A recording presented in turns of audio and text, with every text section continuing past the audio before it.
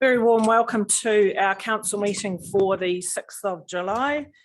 And to open our meeting this morning, we welcome Jeanette Waugh from the Salvation Army. So welcome. Welcome as the Jeanette is the other partner of Kevin. And so it's great to have you here today. So please join us at the table and open our meeting. Thank you. Let us pray. Father God, thank you for this day and for the opportunity to serve you. Thank you for each member of this council, for their desire to serve the people of this community. I pray your blessing over them and their families and over this meeting in our community. I ask for your wisdom over the discussions today as they discuss things that we'll have to advocate for government so that they can better serve our community. Bless these discussions taking place regarding social housing and roading, and may your peace reign in this place today. I pray in the name of Jesus. Amen.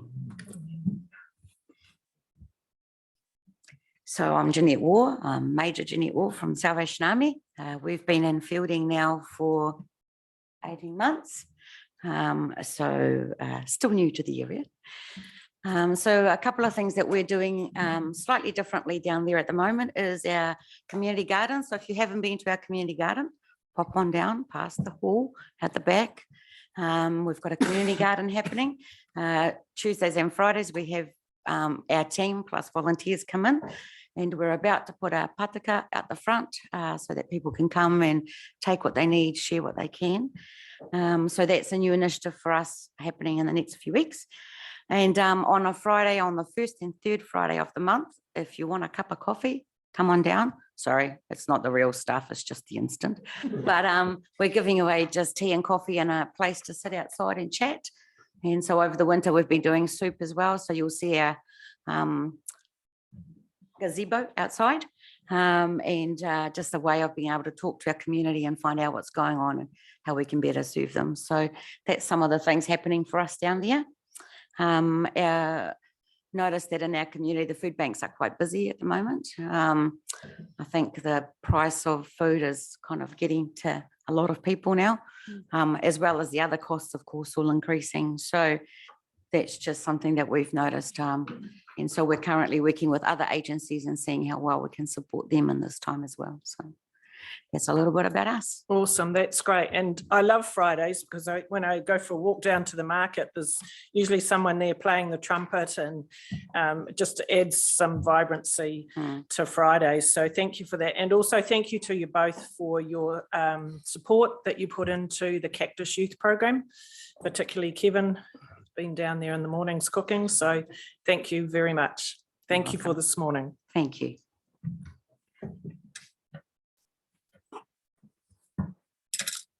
So this morning we have no apologies. We do have a request for leave, and I'm happy to move that the leave of absence for Councillor Bridget Bell for the 12th to the 21st of July 2023 be approved. Seconded Councillor Ford. Put the motion. All those in favour, please say aye. Aye. Aye. Against? Motion is carried. Thank you. Item 4 is the confirmation of minutes. There is a recommendation. Can I have a mover and a seconder, please? You wish I move that the minutes of the council meeting held on the 15th of June 2023 be adopted as a true and correct record. Thank you. Do I have a seconder, please?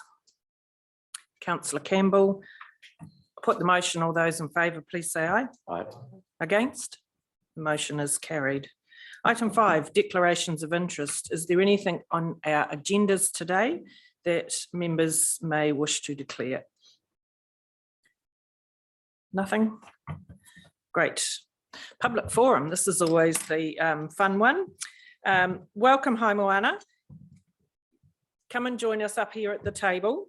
And Haimoana is well known to many of us in some of his other roles that he does with council. But this time he's here to talk to us about the competition in the National Kapahaka Festival through a representative grant that council was able to give. So welcome, love to hear your story. Taku whare ahuru i te aotarangi i te tūkawa ko ngā tihi o Ruahine e mihi ana kia koutou. Tūtuki taku wai ki te ara o Aorangi whakawhiti te awa o Raua, te awa tūpua e huri e piko e mihi ana kia koutou oki. Miria taku Māui e te rapa o Mani Aihu, ko tahi ki te toi o te Arakura e mihi ana kia koutou. Tūtuki taku wai ki te ara Aorangi, tūpana taku haere, papatahi ki te kuru, mihi ai te reo te urunga kēkeke, taku hono e te ringa whakapapa i ngā rapa o te whare o kauwhata, e mihi ana kia koutou anō. Tēnā tātou morena everyone. Kua tai mai au hei māngai, kua he uri no Ngāti Kauwhata, ko hara mai au hei māngai mō te kapahako o te tūmatora. What I've come along today, whānau, is to have just a little kōrero and just a presentation of, so we were very fortunate enough to receive the representative fund, our kapahaka group, my kapahaka group, to attend our national kapahaka competition back in February. So what I'll do is I'm gonna get a video, we're gonna play a video just to start off. This is our choral, our first song, kind of our warm-up for our bracket. In the bracket, we've got about 7 items, half an hour, no stops, and yeah. So this is just one of our first items.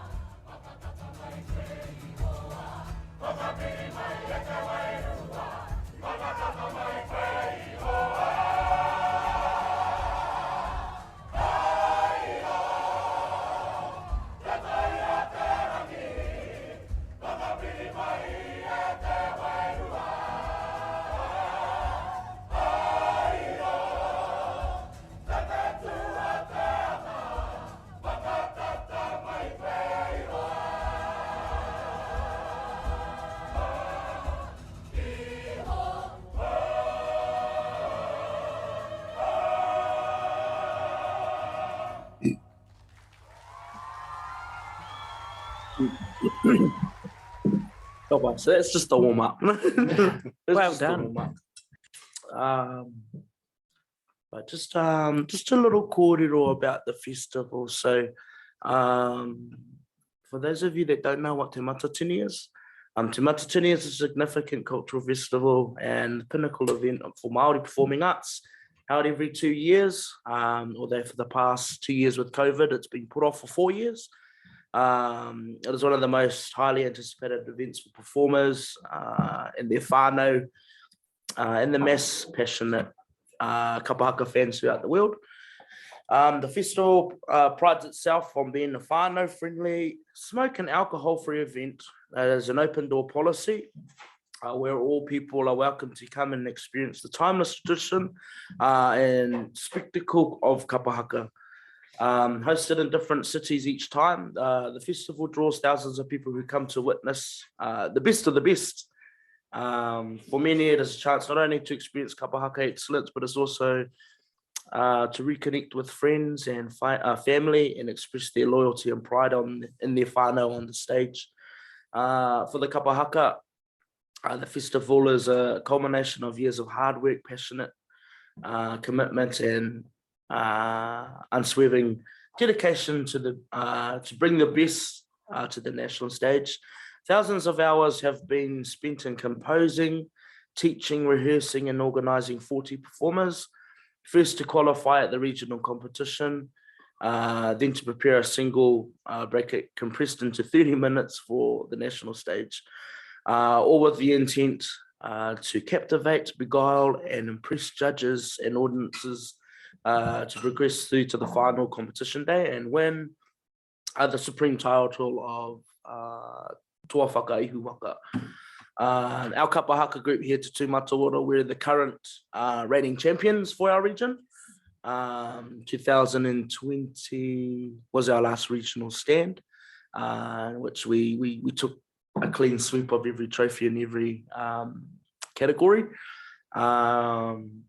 But just a little bit about our group. Te Manawatu have competed at every competition except for one since the inception of the group back in 2007. Although based in Palmerston North, a large conduit of the membership actually reside within the Manawatu district. And a lot of us actually commute to Palmerston North for the practices, weekly practices. Te Manawatu, a family-orientated collective that are strengthened by a vision to preserve, maintain, and uphold the well-being, social, and cultural values, cultural and traditional customs of Te Ao Māori. We had a very, very good stand this year. It's a personal best. In the competition altogether, I'm pretty sure it was about 70, 80 groups this year. And Te Manawatu placed 24th. We placed 24th in the competition. Te Matatini saw over 3,000 performers take to the stage, and it gained the attention of a live audience of 42,000 people, and an impressive 1.8 million people via TV broadcast. So, and online streaming. So it's a really, really big, huge event nowadays. Some of you may have seen back in February, it was broadcasted live for the country to watch on TVNZ. We also broadcasted it in our library too. Yeah, it's a beautiful experience. I've always said to the people that organise this competition, next time we bring it back to our region, let's bring it to fielding, eh? Yeah, it's a bit of a laugh there for us to do, but yeah, ambitious as I am, I'd love for it to be here in fielding one time. But that's just a little bit about the competition and the event. And this happened 21st of February to the 25th of February at Eden Park. That's where it was, Eden Park. But yeah, so that's a little bit about the competition. Our journey getting to the regional stage, we had to raise $50,000 to get our team up there. And our putia that we received from council helped a lot. It helped us get our team up there. Yeah, so $50,000 for food, accommodation, and the journey. As you may have seen, with this new funding that have dropped for Te Matatini next time round. So we're hoping we don't have to raise $50,000 again. That was a lot of work. But yeah, extremely grateful and fortunate ngā mātou te Māringa Nui to have received that funding. Every little bit counts, every little bit helps. And our future plans. So our next regional stand is in February. Our group come back together in August and we start doing what we did on that stage on that video, do it all again.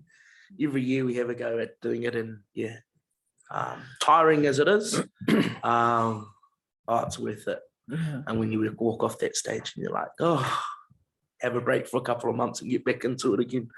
So we've got our regional competition in February, and it might be at Manfield.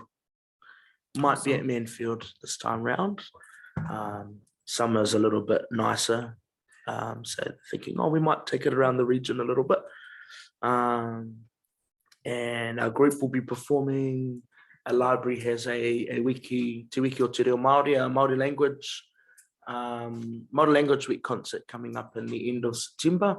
We're the Kapahaka group, along with all the other groups that competed at Matatini from our region. We'll all be coming along to Tautoko and support that event too. So lots of cool things planned for us in our future. A lot of work, but yeah, as I said, it's really, really rewarding. Awesome. Well done. Fantastic achievement, and especially to yourself pulling that all together as the lead in the group. So you can see the passion and just how happy they are performing, giving it their all. So fantastic. That's well done. Any questions or comments around the table? Councillor Blackmore. Thank you. Yeah, very cool. I've got a couple of questions. So one is around how young people kind of connect into this cultural activity and competition. And then my second question would be about what does this look like on a global stage, and you know, what's happening in that space? So in regards, I'll speak to the rangatahi or the youth first. So as it is an adult competition, there is a limit as to how many rangatahi we can have in our groups, because secondary schools have their own competition. So I think it's 10% of the group can have high school age kids. In the group, 18 plus, more than welcome. So I think the core of the group, we had about 4 high school kids in our group. And those between the age of 18 and 24, I'd say a good 10. 10 of those people, they don't look like it, but 10 of those people were rangatahi, and it's an awesome space for them to get involved with. You know, the skills and the knowledge that they learn of those things, it's an awesome thing for them to do. I assume those kind of high school groups are kind of feeder into the bigger adult. Yeah, so there's 3 adult groups in our, actually there's about 5 or 6 adult groups in our region. And yeah, I happen to be the tutor for our high school group here in Fielding. So I'm kind of like, here's your pathways for beyond high school. There's definite clear pathways for our kids if they wish to continue their kapahaka journey. There are groups that help foster that, keep that love for kapahaka alive. In regards to a global stage, I'm not too sure how to answer that. I know it's a huge thing. I know it's a massive thing. I just can't give you statistics of how many people come to the country for this competition. Yeah, I was probably thinking about how, you know, groups like yours might, I'm not sure if compete's the right word, but represent Aotearoa kind of globally. Yes. Yeah. So a lot of groups, my group haven't done it for a while, but a lot of other groups, they tour around the world. They take kapahaka to other countries. London's one of those countries where they love it. I think back in 2015 was the last time when my group went over to Hawaii for the Merry Monarch Festival, which is it's the national hula competition in Hawaii. And every year at the Merry Monarch, they get one of the kapahaka groups from New Zealand to go over and open up their festival. But yeah, there are lots of groups that do go around and tour. Yeah. Thank you. Councillor Bell.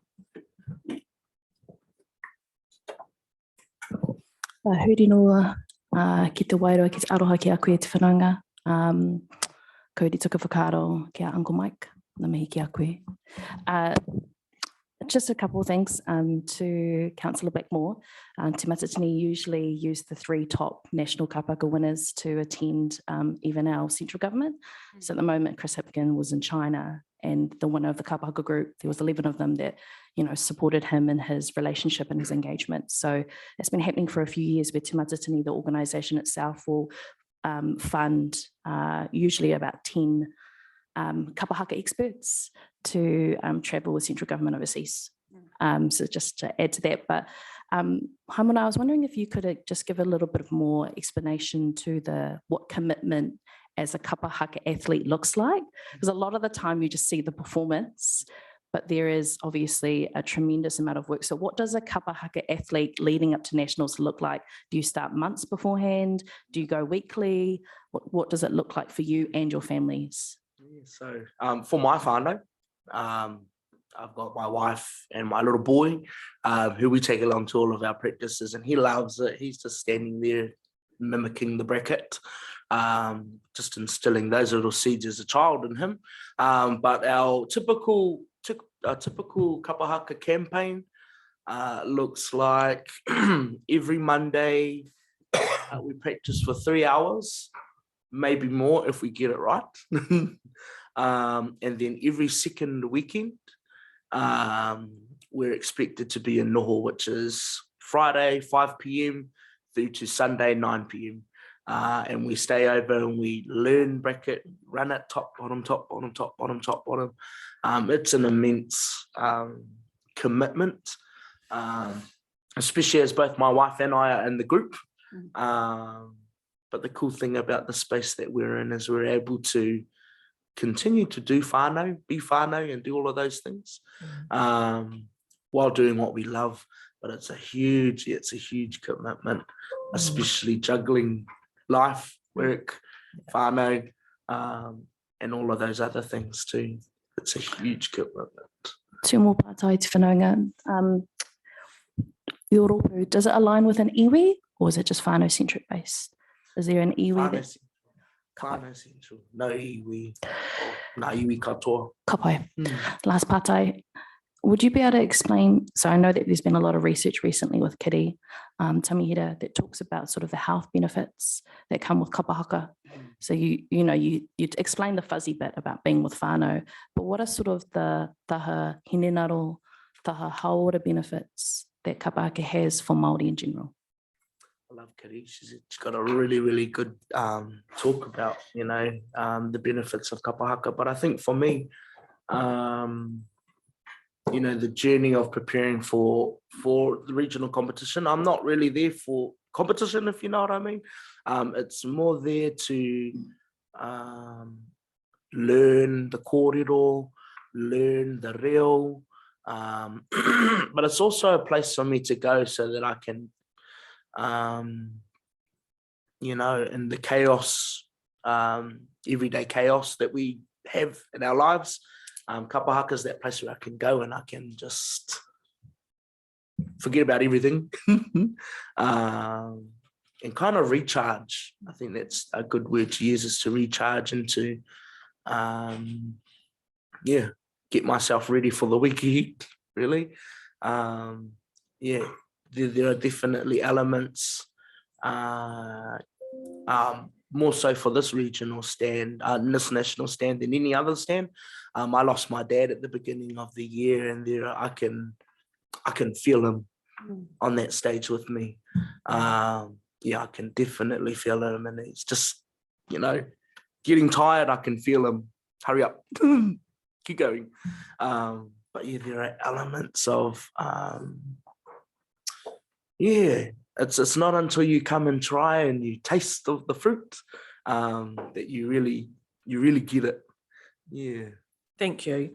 Appreciate that. Look, we could sit here and talk about it for ages, but, you know, I think leading from what Councillor Bell said, there's all the other, like any sport, there's all the teamwork, the discipline of it, the breathing properly, all those kind of things is part of that well-being.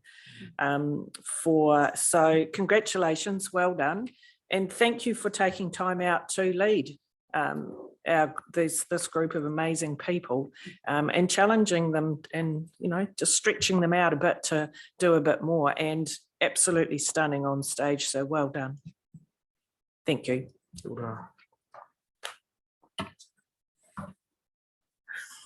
Right, we have no presentations, no late items on the agenda. So we can go straight to page 14.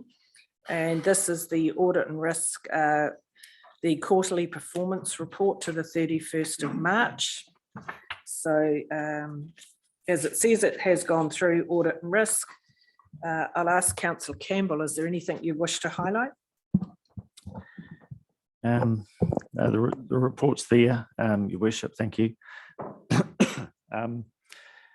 Yeah, I could just to highlight to the end of March, which this period covers, Council had an operating surplus of 2.686 million, which was pretty good, but we're heading, by the look of it, to a forecast year-end deficit of about 483,000. So quite a bit of expenditure to come in the final quarter, which is happening at the moment. And the other perhaps highlight is worth commenting on is the capital expenditure program, which is at the same stage that it typically is at this time of year. We've only spent a third of the budget to the end of March. Quite often there's a lot of work done over the autumn. So we'll see if that picks up and what sort of figure we might end up with at the end of the year. But in my experience, councils generally only ever achieved about 3/4 of their capital works budget, and we're probably heading for a similar picture, I suspect, this year. But it was good to note on the key performance indicators, not a lot of red there in terms of KPIs that have been met or not met.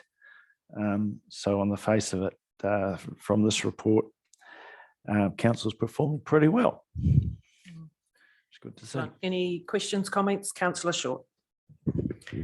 Thank you. Just a comment, really. We had an interesting presentation from Aon, and was sort of around where do we sit internationally with our risk in insurance after Cyclone Gabriel, Cyclone Tail, and all our other weather events.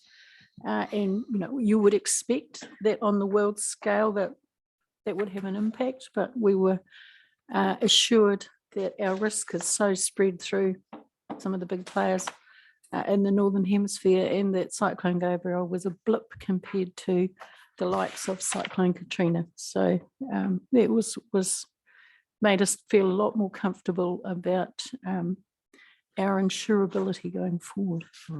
Thank you. Councillor Underwood.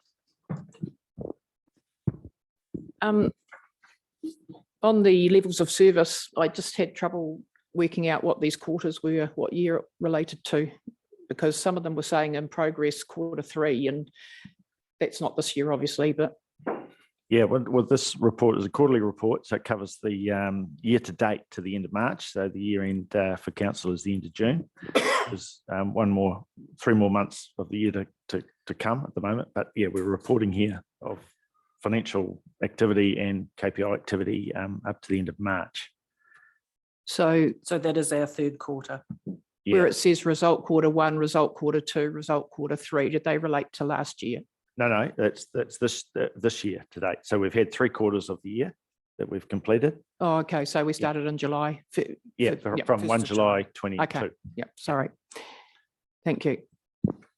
Thank you. Nothing further. Councillor Campbell, there is a recommendation there if you'd like to. Yeah, the motion. Happy to move that council receive the quarterly performance report, treasury report to 31 March 23. Thank you. Do I have a seconder? Councillor Short. No further comment. Put the motion. All those in favour, please say aye. Aye. Against? Motion is carried. Thank you. To page 15, this is for your information, minutes from the other committees, audit and risk continuing. Is there anything else in those minutes worth highlighting to those that weren't present? Councillor Campbell? Councillor Short's highlighted the insurance presentation we had, which was rather interesting. On the face of it, premiums may not rise as much. Is that right, Amanda? This year is, or Shane, this year as they have in the last couple of years, but still upward pressure on insurance costs. Excuse me, that was one item. The other point tonight was we had a discussion around the audit plan for this year.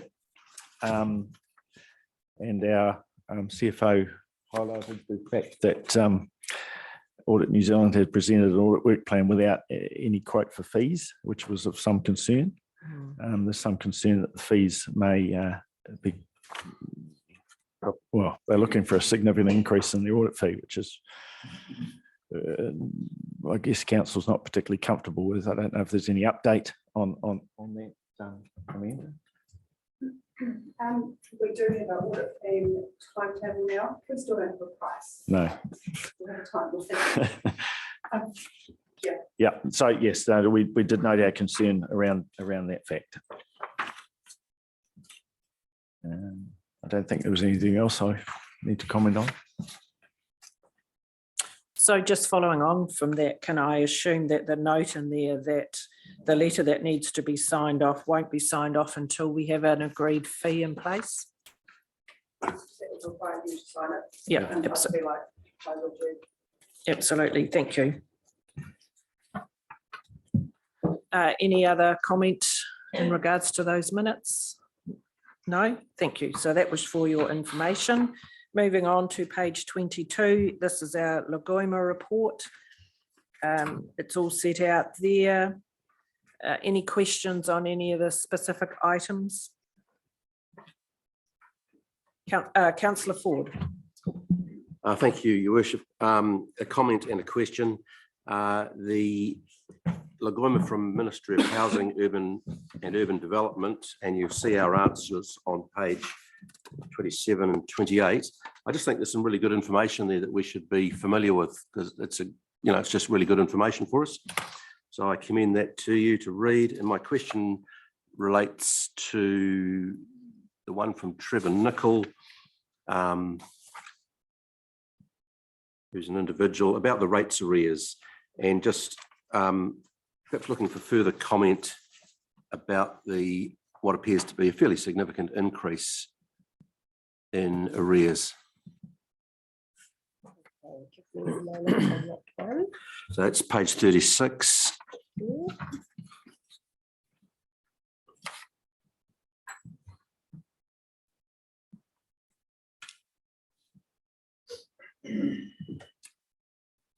I think probably, given the nature of that request, it would be good that I would refer your questions with that back to the relevant person who had answered that Lagoima request. Yeah, I'm just not sure if Amanda, no, we can take that offline, Councillor Ford, and return a response to you. It's a good one to raise because Thank you. it is a significant increase in arrears. Be good to understand why that is, and more importantly, what we're doing. Are we likely to be able to recover them? Thank you. Anything further? Councillor Blackmore. Thank you. I've got just a question on the David Bridge asking around the road maintenance and dust complaints. Do you have any sense of what the driver of that question would have been? That's on page 32.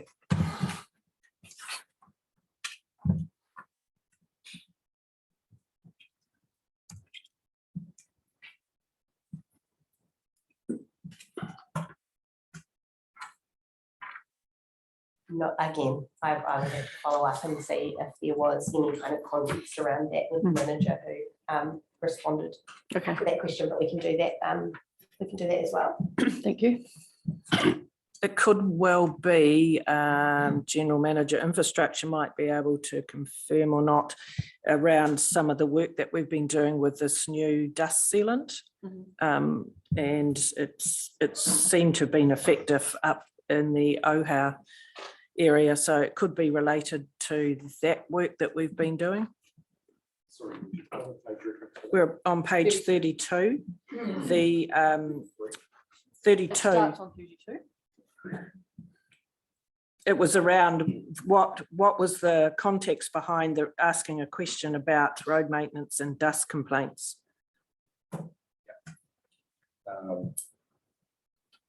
Through you, Bishop, yeah, I believe that that's essentially looking at the total network in terms of the unsealed component, the right way of controlling a number of dust suppressant products. Without knowing specifically the requester's motives, I would imagine they're in terms of the future cost of providing further service in terms of dust suppression, based on the outcome of those trials that have been done. Thank you. So the question, and my other question is, so when these Lagoimas come in, do they give a background of, they obviously ask a question, but do they give you the context of why they're asking that question that perhaps isn't shown here? In most cases, no. Okay. But the request that we get can range from a really simple question, but other people can provide us with a bunch of context as well. So there's no kind of rule around having to provide context for a request. Right. Thank you. Councillor Short. Thank you. There was one item in there that I contacted Francis about, and I just thought it was interesting. I was concerned that a staff member was named several times in one of the requests who wasn't a senior staff member, but Francis explained to me there's no protection of any staff's name. I thought they should have been referred to just as their position and not as their individual name, but Francis explained that we're all equally open for accountability, whether we're elected members or staff. Yes, we just a little bit further on that, Francis and I had a discussion around that. So yeah, our names are protected as officers of council under the Privacy Act, in the same way that if someone was to ring council and ask to speak with the Information Services Manager, they'd get put through to me and I'd introduce myself, as openly as having it on a piece of paper. It did mean that Francis and I had a bit more of a discussion around the reporting that we do provide to council, and therefore the reporting that does go out into the public domain. So we do provide very thorough reporting here at MDC, and that's not something that all councils do. So a lot of councils will report through to their elected members the number of requests they've received, the number that they've resolved over a time frame, perhaps the reasons that they have withheld information, and any themes, but not necessarily the full requests and responses as well. So we thought we would leave that with you as something to think about and discuss as well. It does just mean that there's extra information that goes out into the public domain. Thank you. Councillor Underwood. That could be a good thing to avert people making repeat requests. If the public get to see answers to things that they may want to know themselves, it prevents them having to, apply themselves, with them being open on the agenda or the minutes or the agenda here. Yeah, there's definitely pros and cons to weigh up when doing both ways. I appreciate seeing all the information anyway. Thank you. Anything further? If that being the case, there is a recommendation on page 22. If I could have a mover and a seconder, please. Councillor Ford. I move that the report detailing the requests for information received under the Local Government Official Information and Meetings Act 1987 from 11 May to 18 June 2023 be received. Thank you. Seconded by councillor McFadden. Any further comments? I put the motion. All those in favour, please say aye. Aye. Against? Motion is carried. And before you leave, Mel, we understand this is your last day or last week here at council for a while. So you're going to do some hard mahi in another area of your life. So we wish you all the best and look forward to hearing how it all went and the little one that arrives to be part of your family. So all the best, and thank you for what you do here as well. Thank you. Thank you. That's, great. I'll just quickly introduce Marco Yes. to everybody as well. So Marco is covering my role for the year that I'm away on parental leave. Marco's come to us from a software development company most recently, but he's 11 years at Massey as well. So we've been together for nearly 2 weeks to do a bit of a handover and bits with the team, and I feel really reassured Marco is going to be awesome for the team in the organisation. Welcome, Marco, to the team. Thank you very much. Thank you.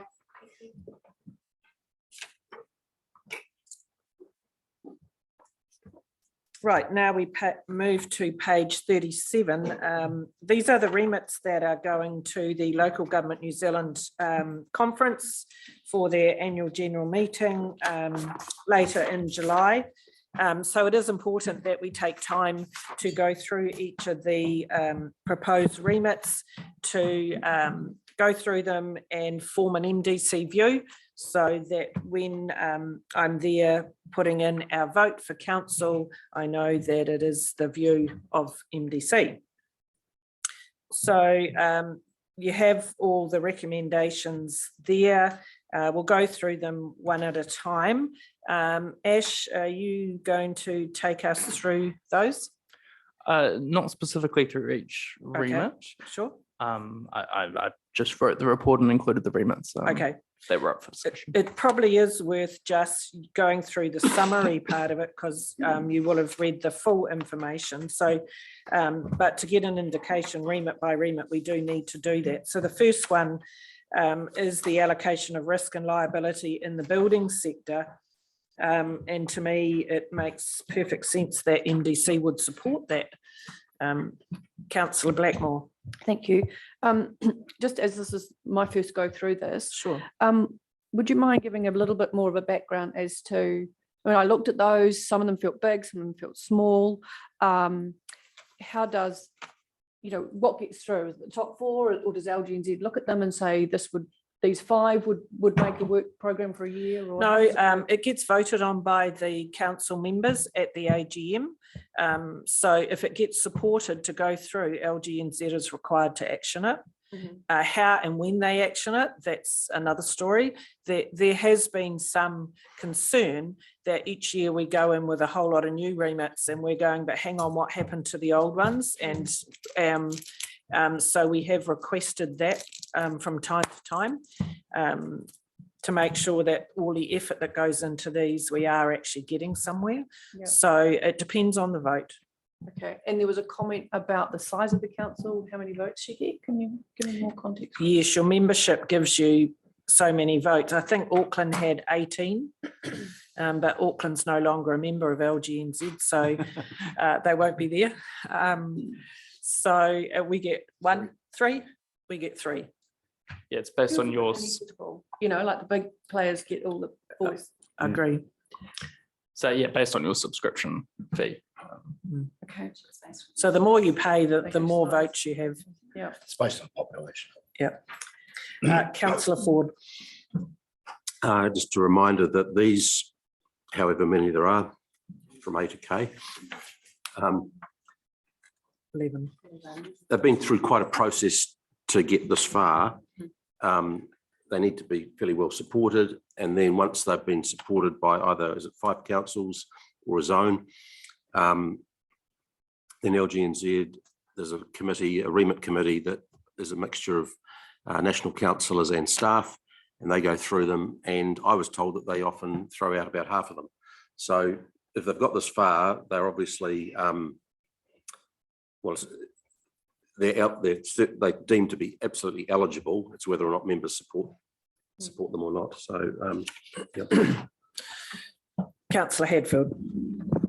Thank you, Your Worship. I think the comment I'd make around remits and the remit process, not only in this environment, local government, but in a lot of other environments, including political environments, is that actually the remit process is just bollocks. And it's actually probably the shakiest part of democracy in my view. So that's just a viewpoint on it, but it's a process that we need to go through. Can you explain why? Mainly I think his because reasons have already been outlined fully. In one word. you thank you, Councillor Ford. Mainly because one, the question that Councillor Blackmore raised about, who gets how many votes, depends on the fee you pay. Well, that in itself is probably, a questionable metric. Should it be on the number of delegates that you can actually afford to send? Probably no, it shouldn't. But I think all I'm saying is my experience with remit processes is that it's definitely an imperfect science, but there are some things that you need to put up in front of a group of people. And as I say, it's probably the shakiest part of democracy in my view, but it is a part of democracy. Yep. I'm just making an observation. That's all, Your Worship. Thank you. Councillor Campbell. Yeah, general comment. When you're a member of a large membership organisation like LGNZ, I think this is probably one of the major or only tools available to the members to direct the work program for the membership for the organisation. And that's what we're trying to do here. We're trying to put through a bunch of topics that we think LGNZ should be working on in the next 12 months. Whether they choose to look at those or not, it's up to the board, and we don't have any control over that. But it is a pretty clear direction, I think, if these things are strongly supported, that LGNZ should take some time and effort to look at them. But you are correct, Councillor Hadfield. I've been involved in other organisations that do a similar process, and often you find that the remits go absolutely nowhere. So, sometimes maybe just a bit of follow-up from the membership is required to give them a bit of a push along if they're really important issues. Absolutely. Councillor Short. Thank you. I think we've improved our processes over the years because when I first started, we never actually discussed the remits prior to going off to conference. They were usually discussed by those who were voting the night before or something like that. It wasn't done with, mind you, there never used to be quite so many per annum as there is these days, sometimes more than 20. I'd also just like to comment that we are giving Mayor Helen and those also with votes our guidance. They may hear new information on the day. What we're recommending here is not set in concrete. There might be something that we didn't support, then on the day when the presentation is done, you go, oh, actually, I think we should support that. So there is some discretion in this. It's just giving guidance. Thank you. And then when the remit gets put up at the AGM, there is opportunity for three speakers for and 3 speakers against. Obviously, the people who put the remit up speak to it. So as Councillor Short says, that listening to what those speakers say, I think once in the time that I've been in this role, listening to what was put forward on the day, the discussion we had amongst the representatives at the table, we changed what council had done. But yeah, so what is said at the LGNZ is important as well. Councillor Ford. In defence of LGNZ, and I haven't been doing that a lot lately, they did provide an update not that long ago on previous previous remits and what they're doing about it. So they did pick up on that criticism. Yep. Probably last year. That's right. Just one further question on that then. Is there space for council officer input into the relevancy, the importance for us, or will that come through you today, Sean? I can add as we go along. Yep, and to be open, the CE, myself and the Deputy Mayor did go through these yesterday and discuss the pros and cons. So, so there's input from operational side, but yeah, this is the opportunity to, it's open to all of our GMs and to council. Okay, so let's get back to the actual remits. The first one is the allocation of risk and liability in the building sector. I don't see any reason why we wouldn't support this. Councillor Underwood. I've just got a question. I was reading that it said they wanted a limit of 20% proportionate liability. What is the liability now? So this is, excuse me, this is a question around joint and several liability. So what that means is that if a court case is taken out and there are there's 5 parties named as on the court case. So like someone's suing for a building defect and they name 5 entities, and council's one of those. The other 4 entities, if they are bankrupt or cannot pay, their liability defaults to council. So that's the joint and several. So, so typically, whenever there is a law or action taken up against any building defect, council will always be named because we can't withdraw. So it defaults to us. So what has been asked, and this is not the first time this has come up, I'm not sure IMBI is the right forum for it. It's really a matter of law. It's the Ministry of Justice that probably needs to turn their mind. They have previously, but it's so complicated in terms of law. They just went, not going there and didn't. So that's still a position. And there's been a number of times when councils actually stayed in the fight just to protect ourselves from the joint and several liability. Thank you. Councillor Bell. Thank you, Bishop. Is there an example where that's impacted us? Have we ever had to, I guess, cover the costs in our history here at No, Manawatu? not here, not at Manawatu. I was involved in a couple in Palmerston North quite some years ago, with the tight homes era, where a lot of the building companies that were involved, especially in the Auckland type area, went bankrupt, and the councils were left having to pick up the pieces. No, that was all the parties remained in the managed.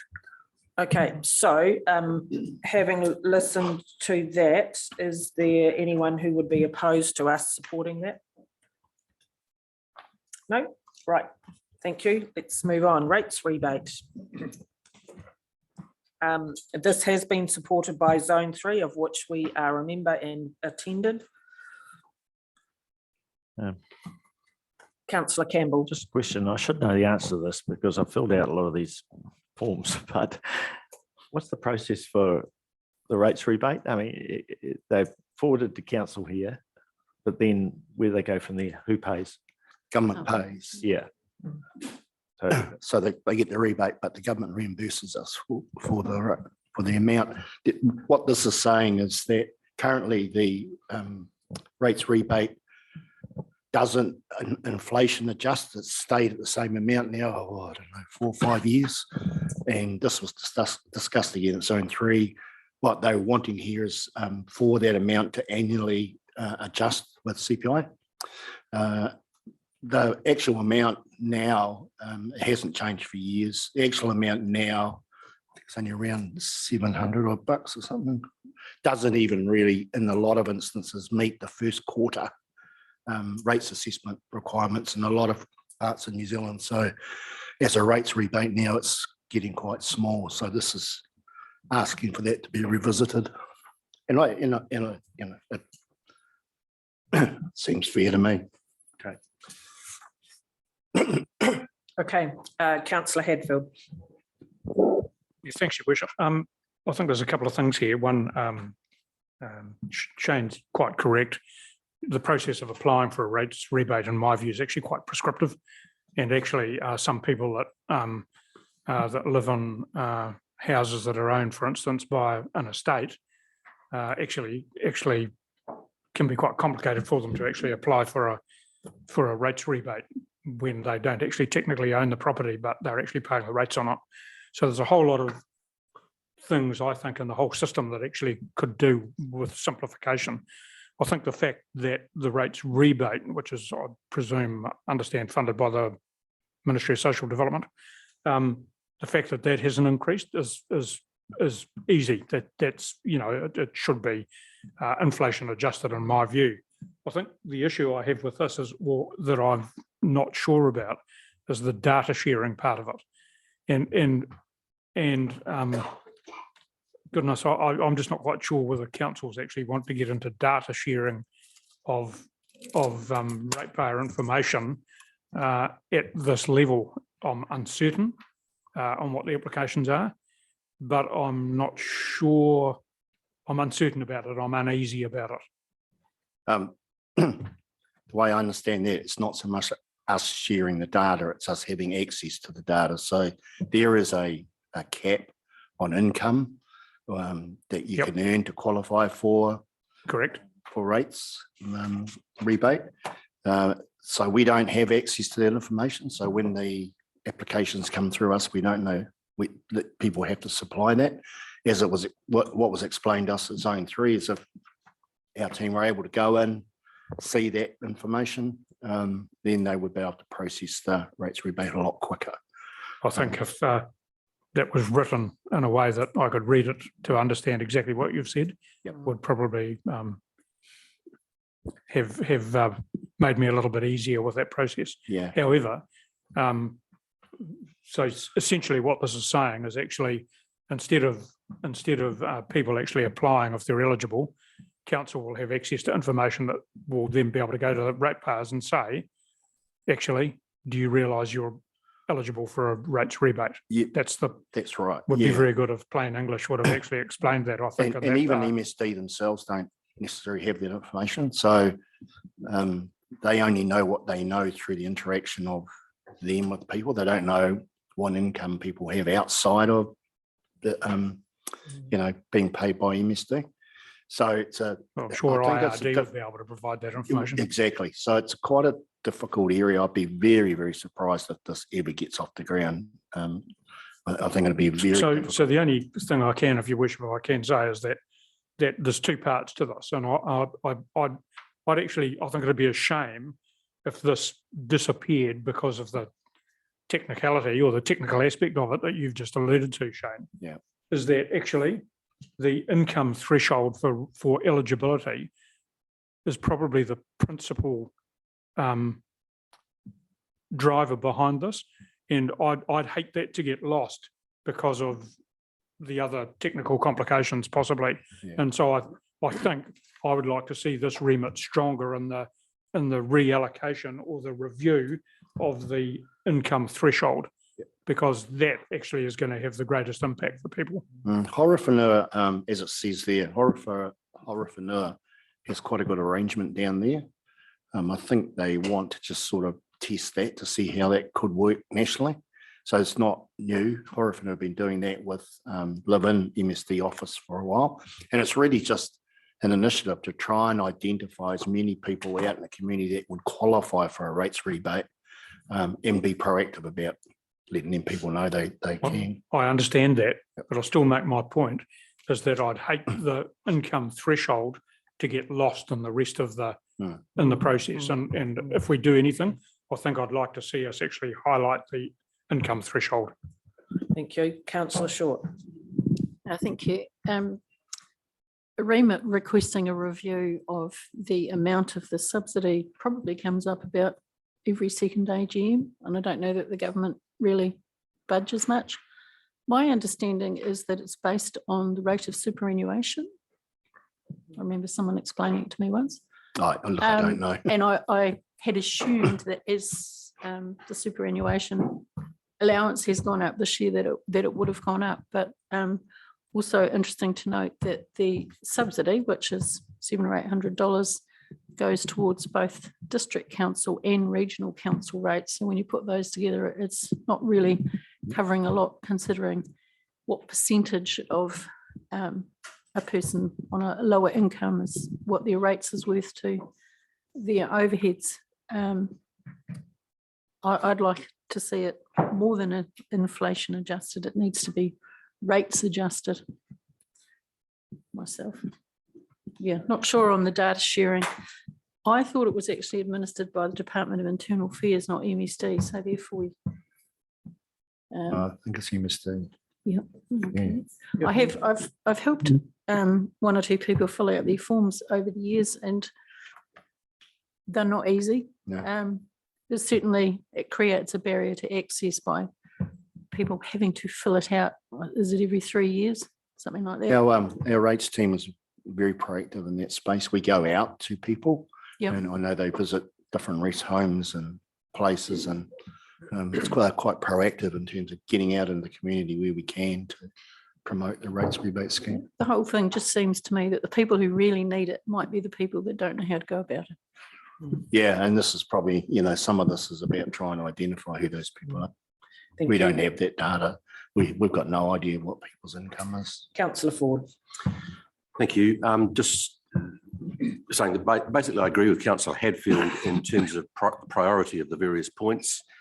I do take some comfort in that the wording says that LGNZ advocate to central government too, and then there's a list of 4 things. So they don't have to be done as one package, they can be done separately. So even if the data sharing doesn't get off the ground, they'd have to, if the remit is passed, they'd still have to do the first two bullet points anyway. So there's that. I'll just give as an aside, just an example of traps. My mother's property is owned by a trust. She used to be a trustee. Because of her age, her lawyers advised her to withdraw from being a trustee. That made her she then became no longer eligible for the rates rebate. So just basically bad legal advice, but just one of those things. Okay, so on that basis, we are saying we would support this in principle. Thank you. Right, number 3 is the roading transport maintenance funding. So every council in New Zealand wanting more money for their roads. Yep, and so do we. Number 4 is local election accessibility.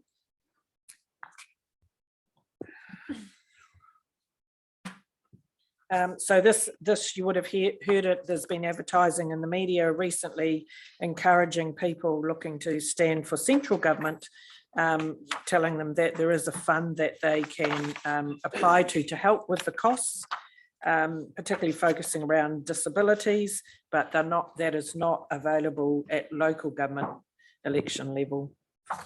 Councillor Hadfield.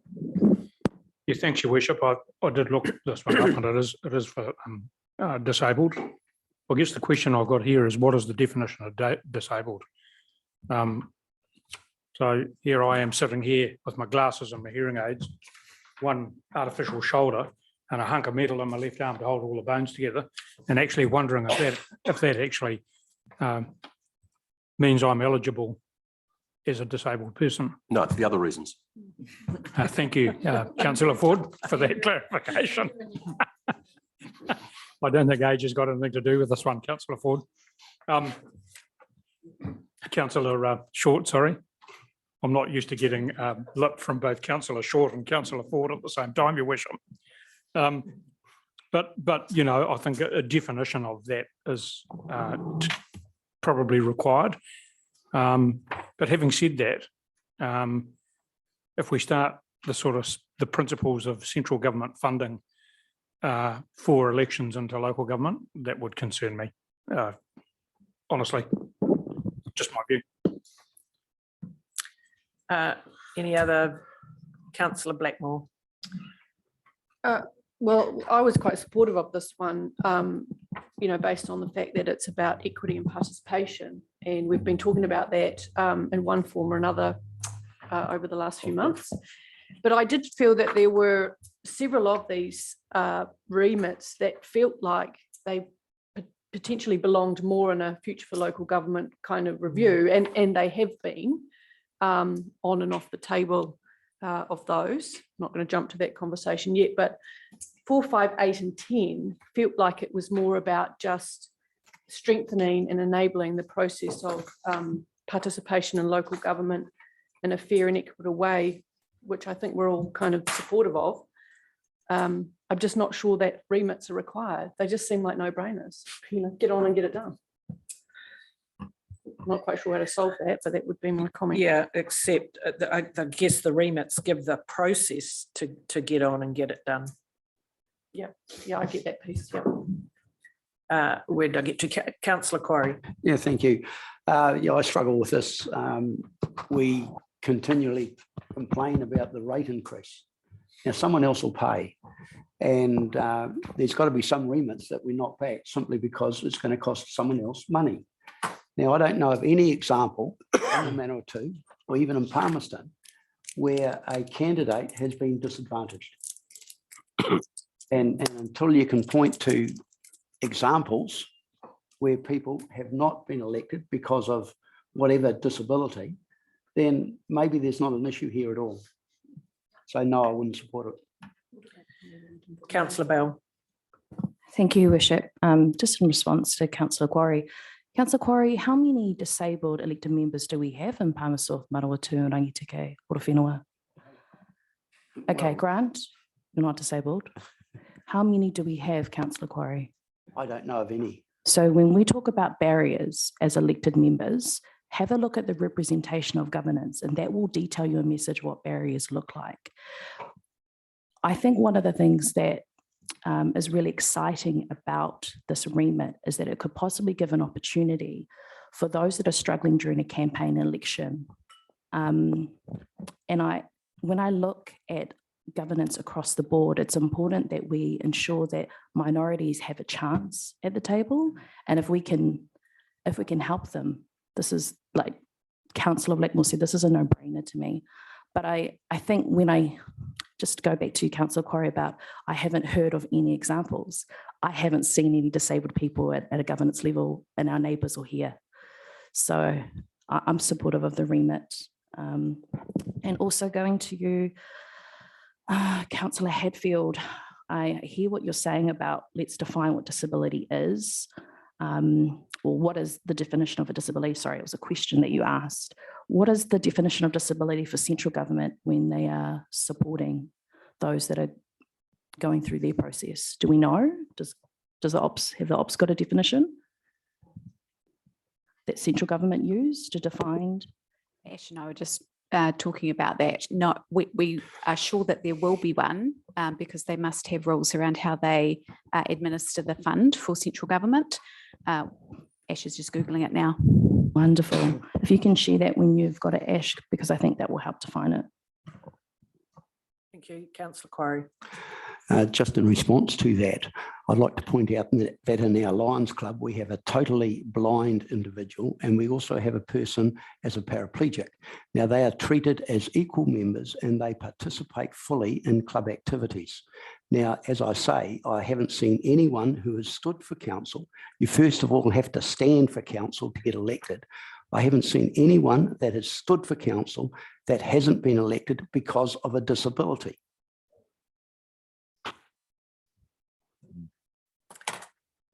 Thank you, Councillor Campbell. Yeah, as a person who works pretty extensively in the disability sector, I can say there are barriers to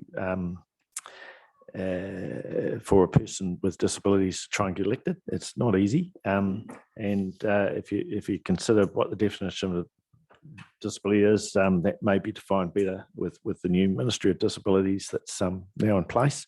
But if we consider a person who might have autism or a physical disability, in a wheelchair or something else, vision or hearing issues, that's a barrier. You know, it's difficult for that person to get up on stage, present and campaign.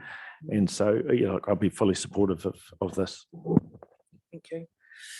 Right, so what I'm hearing is that there is a majority support for this remit. Would that be correct?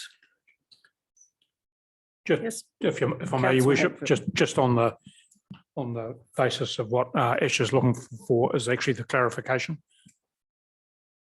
I think we need to be abundantly clear on the clarification of what Councillor Campbell said, of what actually constitutes a disability for eligibility. Thank you. Yep. And we can, are you there yet, or we can move on and come back? We've got some information. So we're on the Elections New Zealand website. So to be eligible, you must be a disabled person as described in the United Nations Convention on the Rights of Persons with Disabilities. You must have the disability, access need or impairment that has lasted or will last for longer than 6 months. The rest of it is kind of just normal stuff. So then we're looking at the definitions section of the United Nations. I'm not sure we've actually got to the part that defines the disability just yet. Okay. We've got discrimination on the basis of disability. Yep. So there is a process. Yep. So while you're looking at that one, let's move to number 5. This is seeking the ability for co-chairs at formal meetings. I personally have a question mark around this one. We always have a deputy chair. I'm unsure about the objective of this one. Councillor Hadfield. Yeah, thank you, Your Worship. Look, one word for this, bollocks.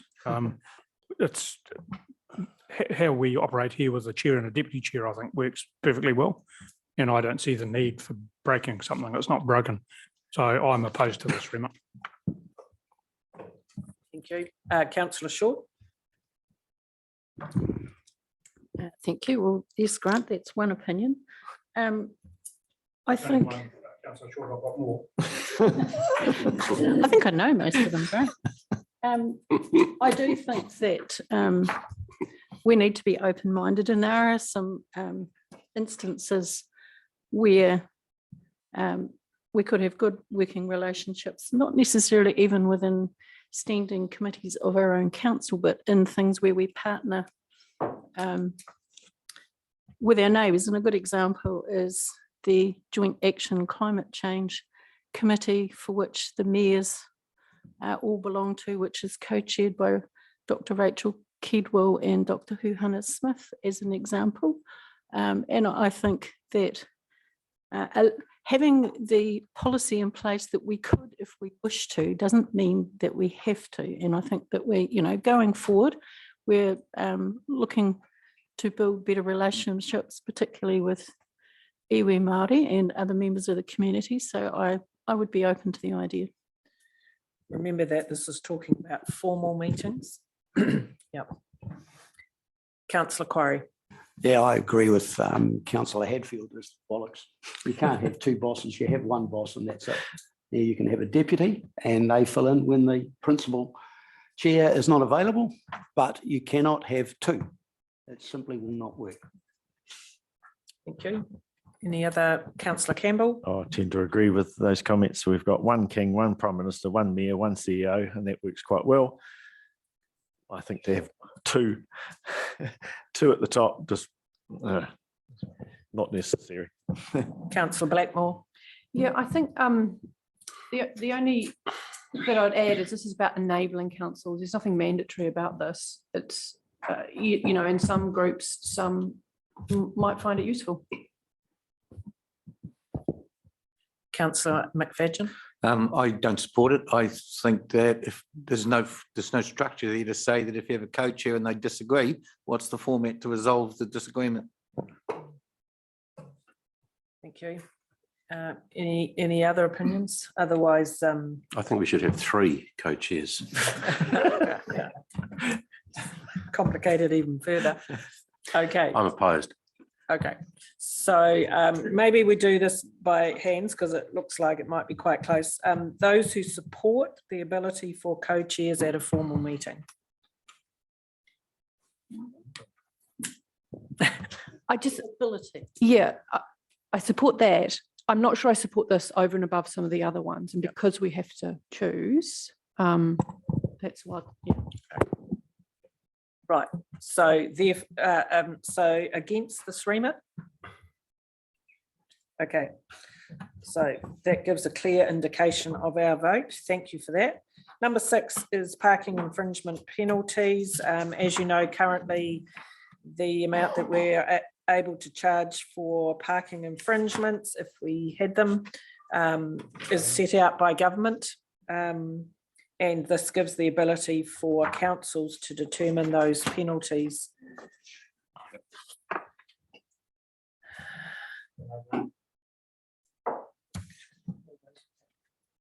So those who would support that remit? Yep, thank you. Number 7 is rural and regional public transport. And this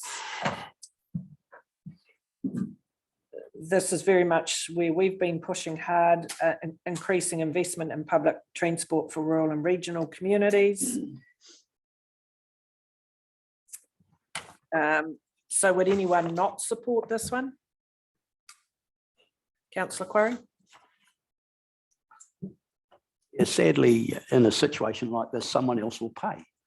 And if we look at the bus, I take notice of the bus that circulates around Fielding on a daily basis, and there's no one on board. Now, I'm fully in favour of supporting where you've got an active community that actually uses it. I've got no problems with that, and there's a top up by the ratepayer or the taxpayer.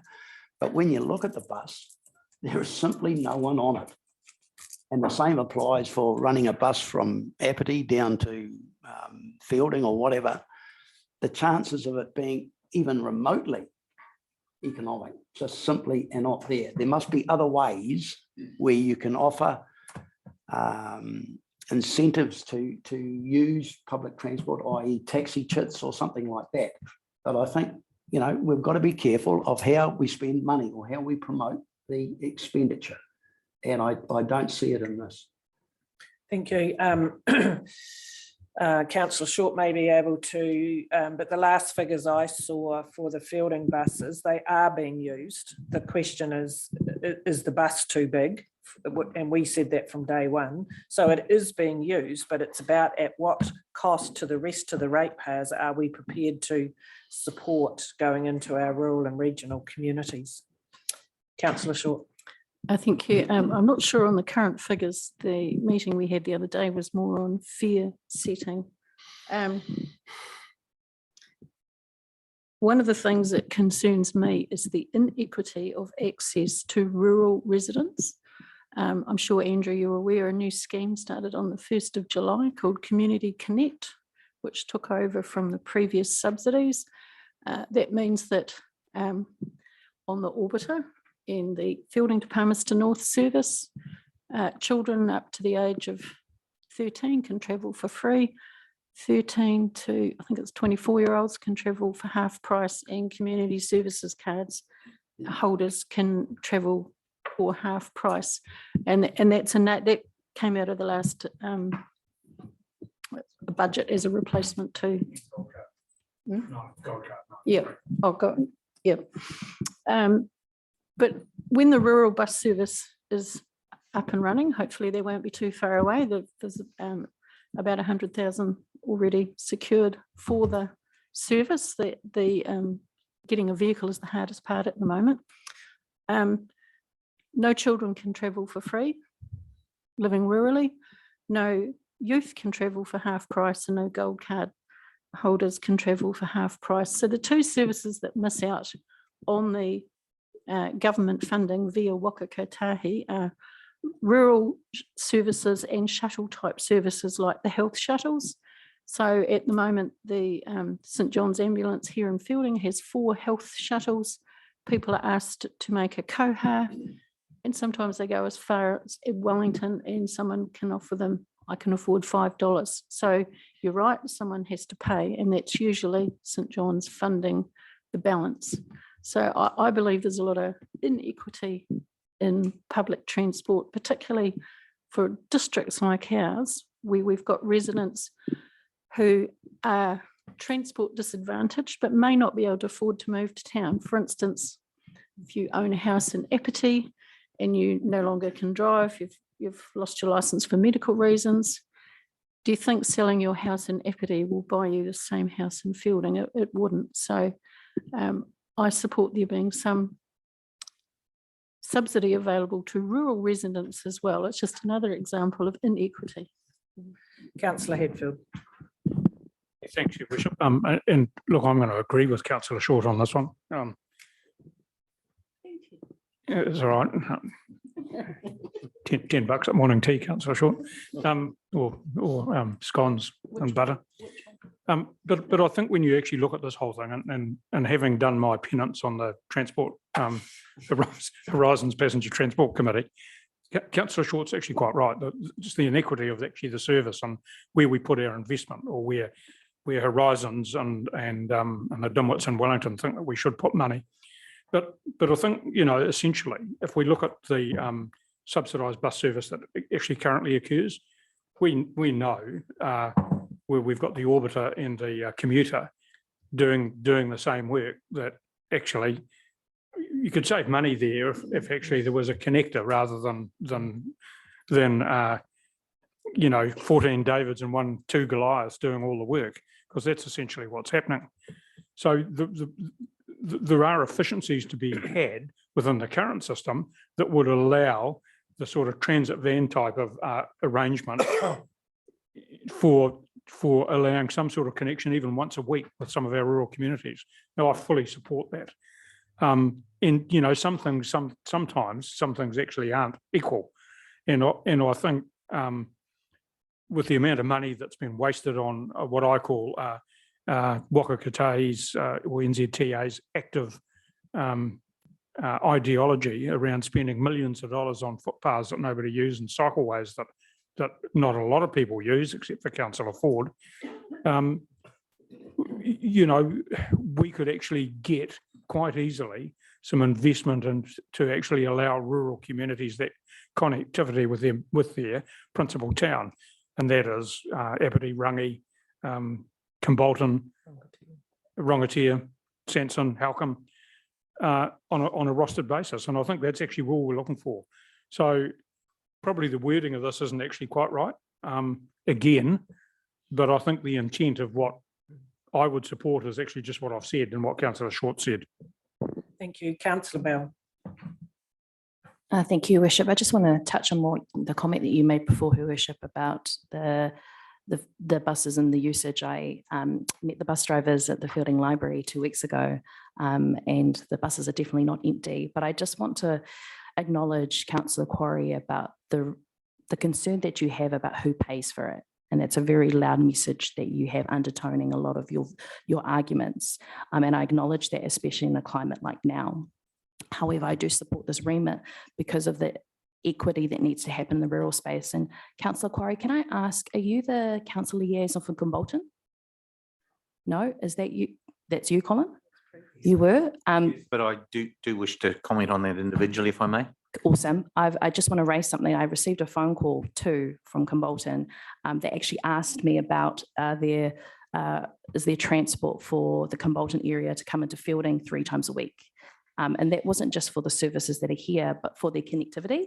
So I'll come see you later, Councillor McFadden, about that, and I can pass that to you, and perhaps you want to have a discussion with them yourself. But I think one of the things that when I think about also a lot of our community in the rural spaces, and they usually raise the concern that they feel that a lot of our rates are targeted and the advantage lies within Fielding. So whether it's the pools, the library, the doctors, whatever, there's access. I think having transport enables them to access what they're paying for, what they deem to think that they're paying for. So as well as equity for rural farmers, but it also enables them to come into Fielding and take full advantage of the things that Fielding residents get to experience here. So that's part of the reason why I also support this remit. Ka pai. Thank you. Councillor McFadden. Thank you, Your Worship. I do have concerns about who pays. But however, as mentioned, I am the liaison for the Kimbolton Community Group, and they made their views very strongly felt that they expected the council to support it. And as I'm here to represent the whole community, not my personal view, then I will go and support. Thank you. Councillor Underwood. On page 63 of the agenda, the background and context to this, I note that central government we're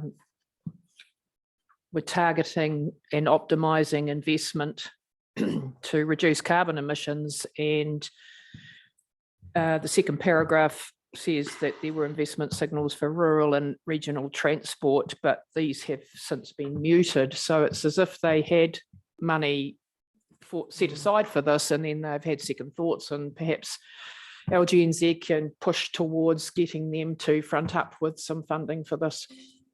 Yep, thank you. Councillor Ford. Thank you, Your Worship. I'm quite intrigued that Councillor Hadfield is supporting himself for a change. It's a first. And he's also supporting equity over equality, which I'll be having a nice chat with him about later.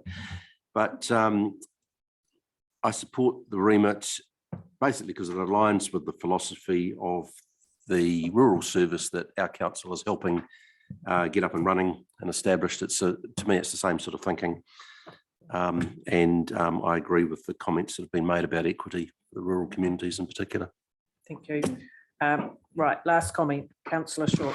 One thing I thought of since speaking first, just to give Andrew something to think about, the perception that perhaps 12 people sitting on a 40-seater bus or 12 people sitting on a transit van might be more expensive to operate. Actually, the bus driver's salary would be exactly the same, and that's the biggest expense.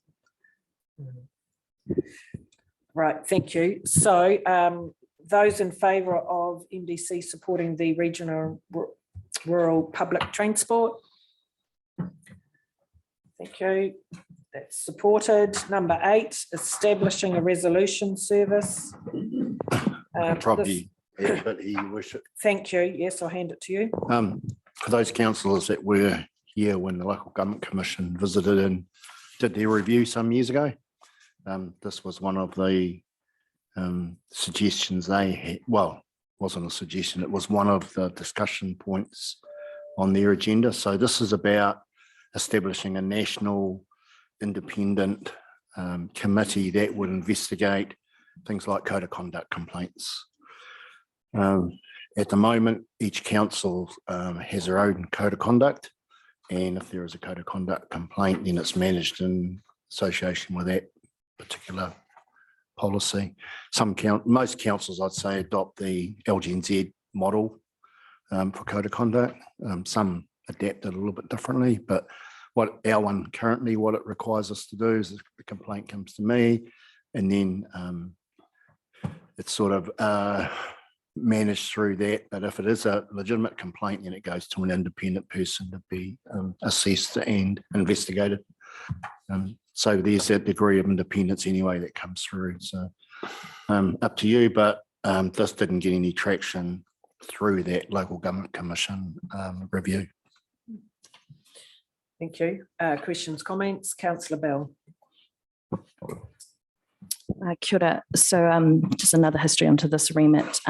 Many of you know that I'm on YEM, so we are the pushers and drivers for this particular remit. I'm fully supportive of it. But I just want to ask a question, Shane. For Taitoura, is there a similar process where there is an independent, for the operational side, if there's an independent sort of agency, external, when there are issues that go beyond the CEO and someone needs to come in and massage that space? No, there isn't. I think one of the things that really drove YEM to address this was obviously the issues that were happening in Gore between the mayor and the CEO. What happens if there's complaints that are happening from elected members to the mayor or even to the CEO, and they need sort of that outside external support? One of the things that we heavily discussed in YEM was that a lot of the time also the person that's been complained about suffers defamation. And how do we protect the person that still hasn't been found guilty of that investigation or that complaint? And I just thought that this would be a really good remit that we could support, so that we could manage public scrutiny. Because a lot of the time when you're going through code of conduct or behaviour issues in a governance, it follows, the kōrero follows you to the next election campaign, and it's kind of like a ghost. So that's one of the reasons why. So YEM, it was anonymous across the membership, and in governance in our committee that we supported this. Thank you. Councillor Hadfield. Thanks, Your Worship. I actually don't support this. I think the systems that are in place actually work quite well. And to be consistent, I'm opposed to the centralisation of all things that we do in local communities. And quite frankly, we should be big enough and bold enough and whatever to sort out our own differences at our own level, as has happened in the past. There are processes in place. I believe that they're quite adequate. And I don't support the centralisation actually of most functions.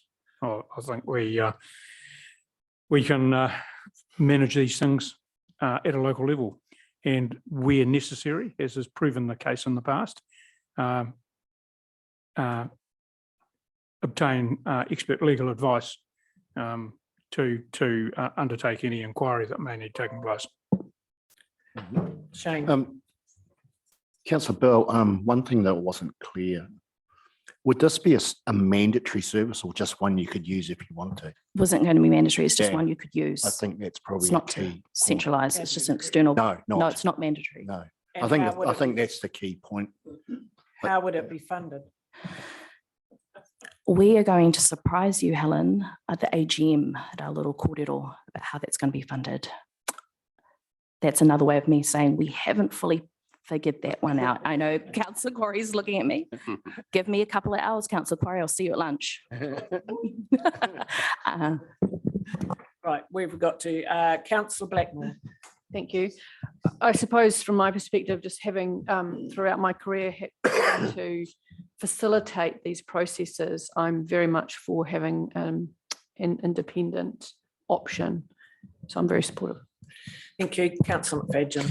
Thank you, Your Worship. I support having a process, and I support understand about the Gore fiasco, but I do believe that it should be in-house, but we should have a process. So I don't support nationalising it. Councillor Ford. Yeah, thank you. Having been on the receiving end of a code of conduct complaint, it was handled independently. So I'm not quite sure what the new service would provide over and above what already happens.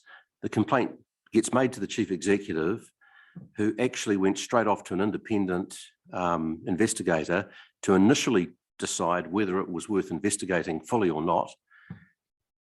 So that was already outside of the organisation. It was a Wellington barrister. And then having decided that, yes, there was something that needed to be investigated, then the investigation took place, and it was very full and thorough and independent. Now, how it became public is a completely separate issue and not related to the to that process. That is quite a different thing. So yeah, it doesn't automatically become public through that process. So I can't see what this would provide over and above what we've got. Councillor Bell. Thank you, Councillor Ford. Because you have experience in this space, can I? Unfortunately. Sorry. Can I ask you, what was the cost, the financial cost to that process for the ratepayers?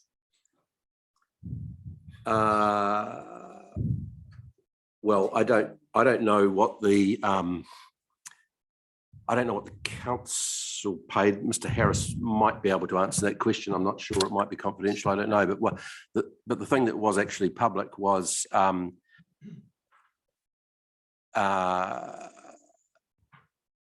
the private legal fees that myself and one other paid, because the finding was in our favour. We claimed those back from the council, and that was about $10,000. And then Altogether $10,000. That's $10,000 for the private legal fees. Right. That a council decision was made by the council to reimburse us for our private legal fees, because basically we were just doing our business and hadn't done anything wrong. We were found, and so we shouldn't be out of pocket.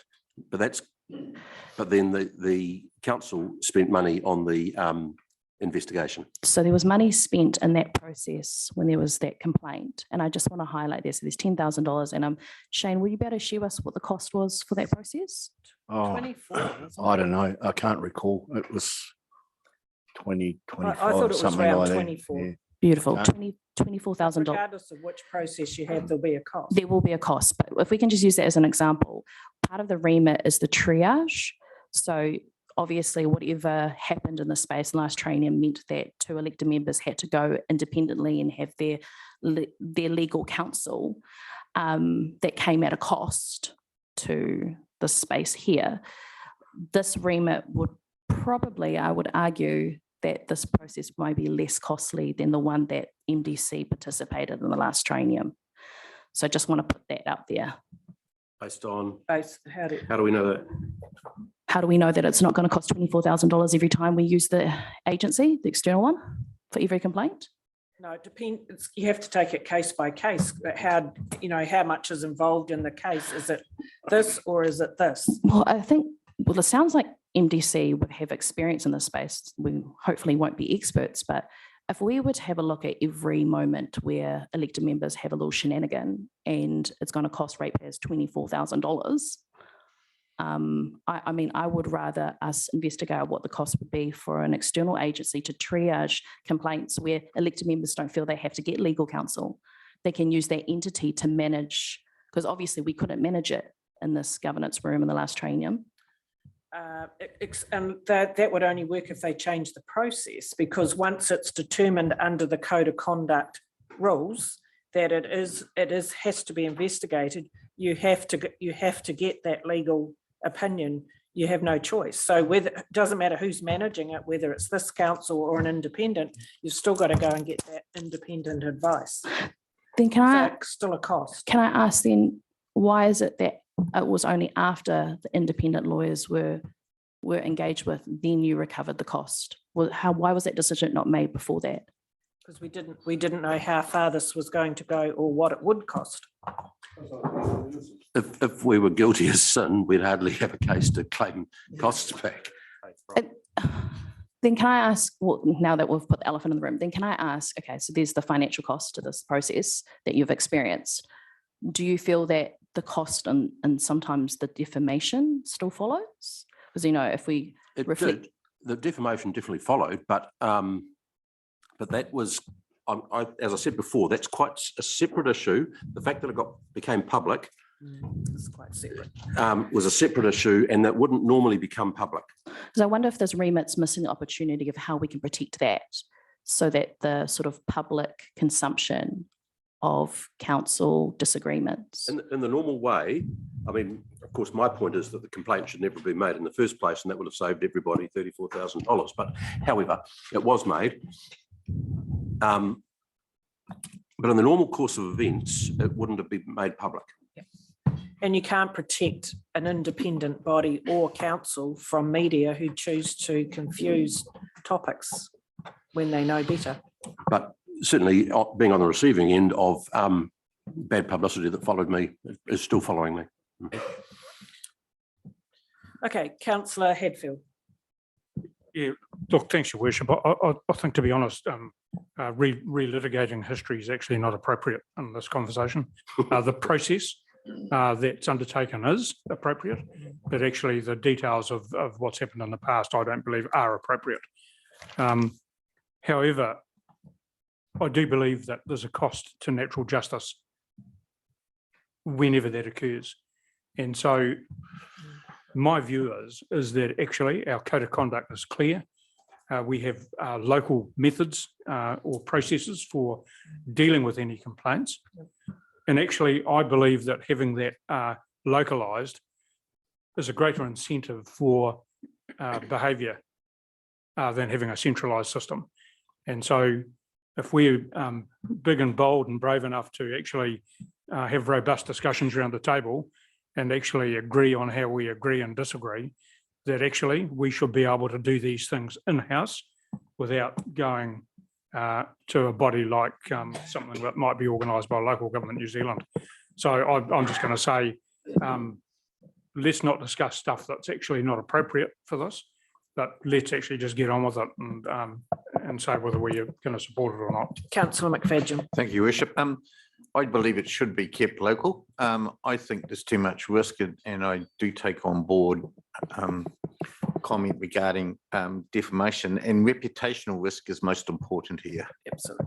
And the wider it goes out into a broader field, the more risk of reputational risk being affected. So I wouldn't support it. I support it staying local as part of the reputational the risk management.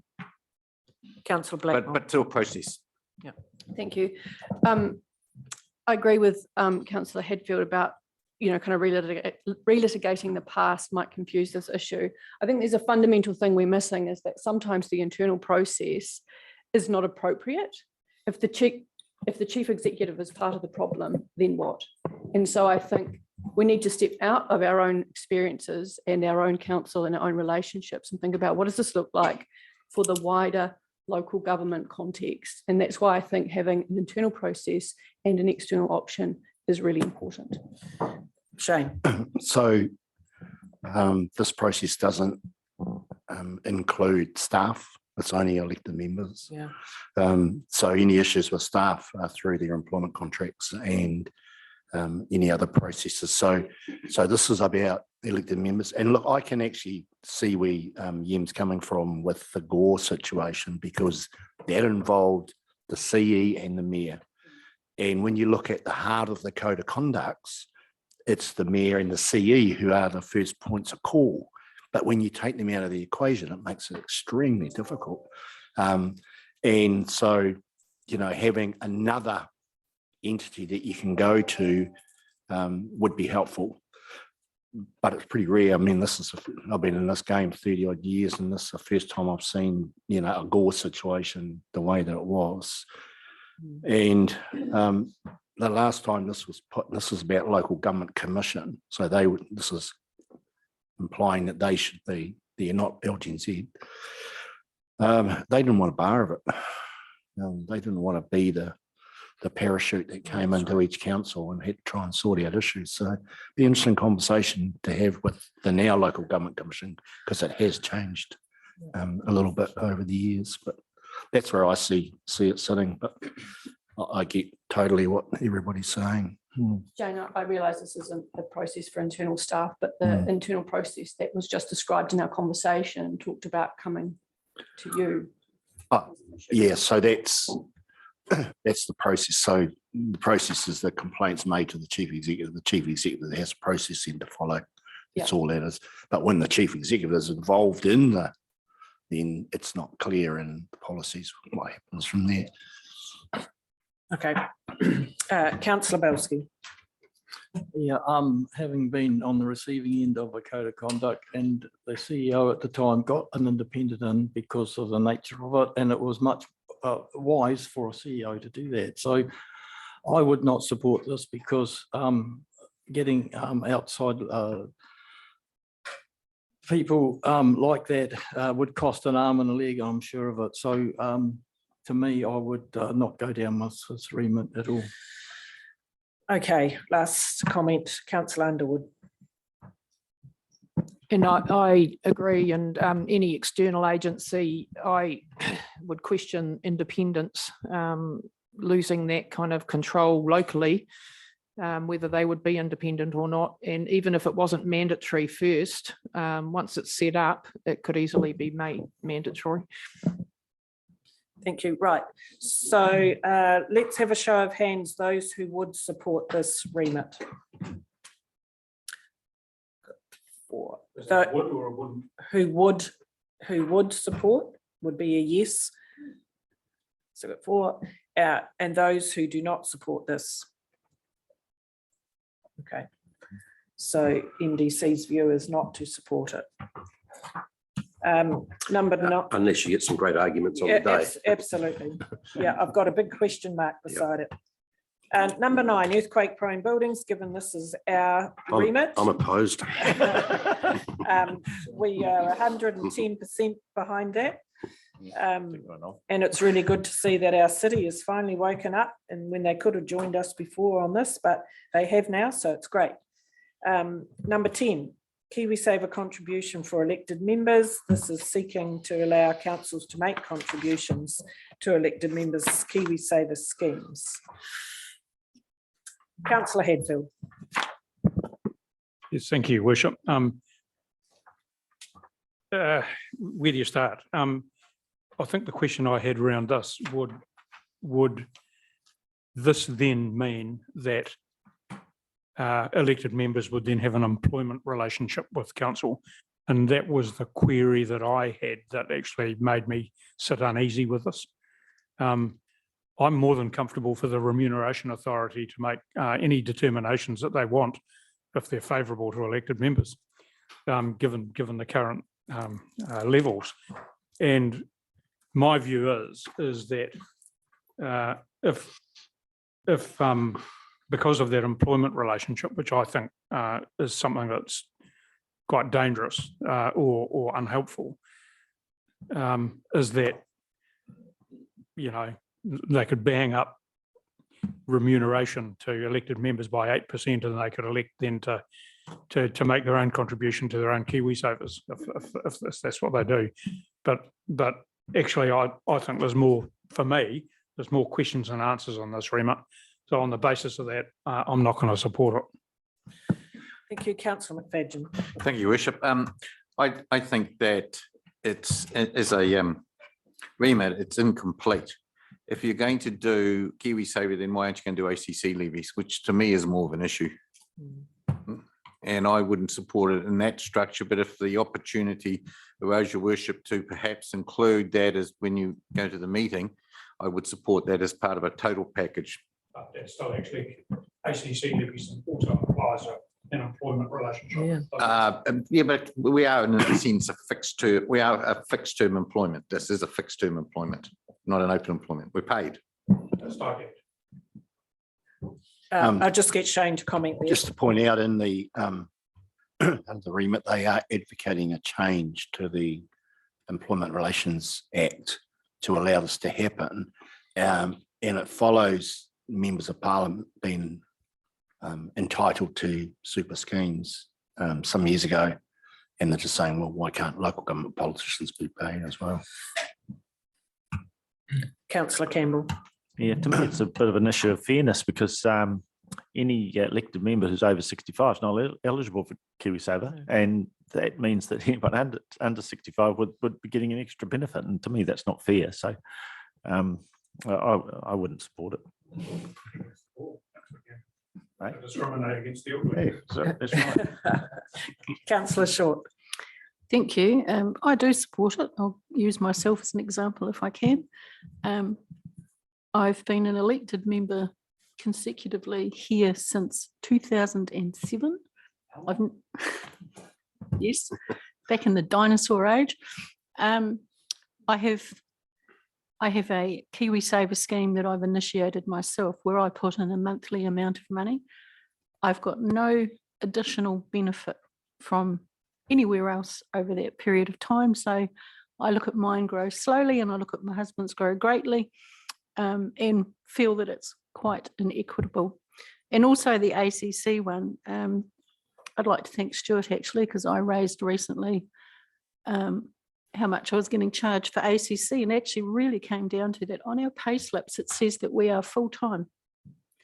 I had to demonstrate that I worked part-time, and thank you, Stuart, I got a substantial refund. So right back to 2012, I think.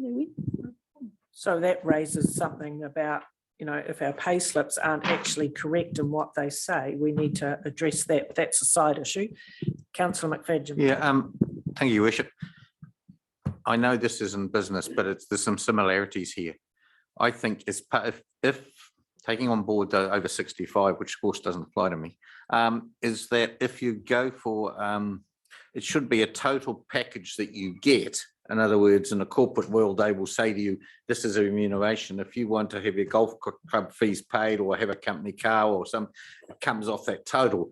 I'd like to see this done in such a way to say that if then the remuneration typically is say 40,000 once you adjust it, if you choose to take the KiwiSaver, then that comes off your total. But if you don't do it, then you're not disadvantaged, which is picking up on Councillor Campbell's point.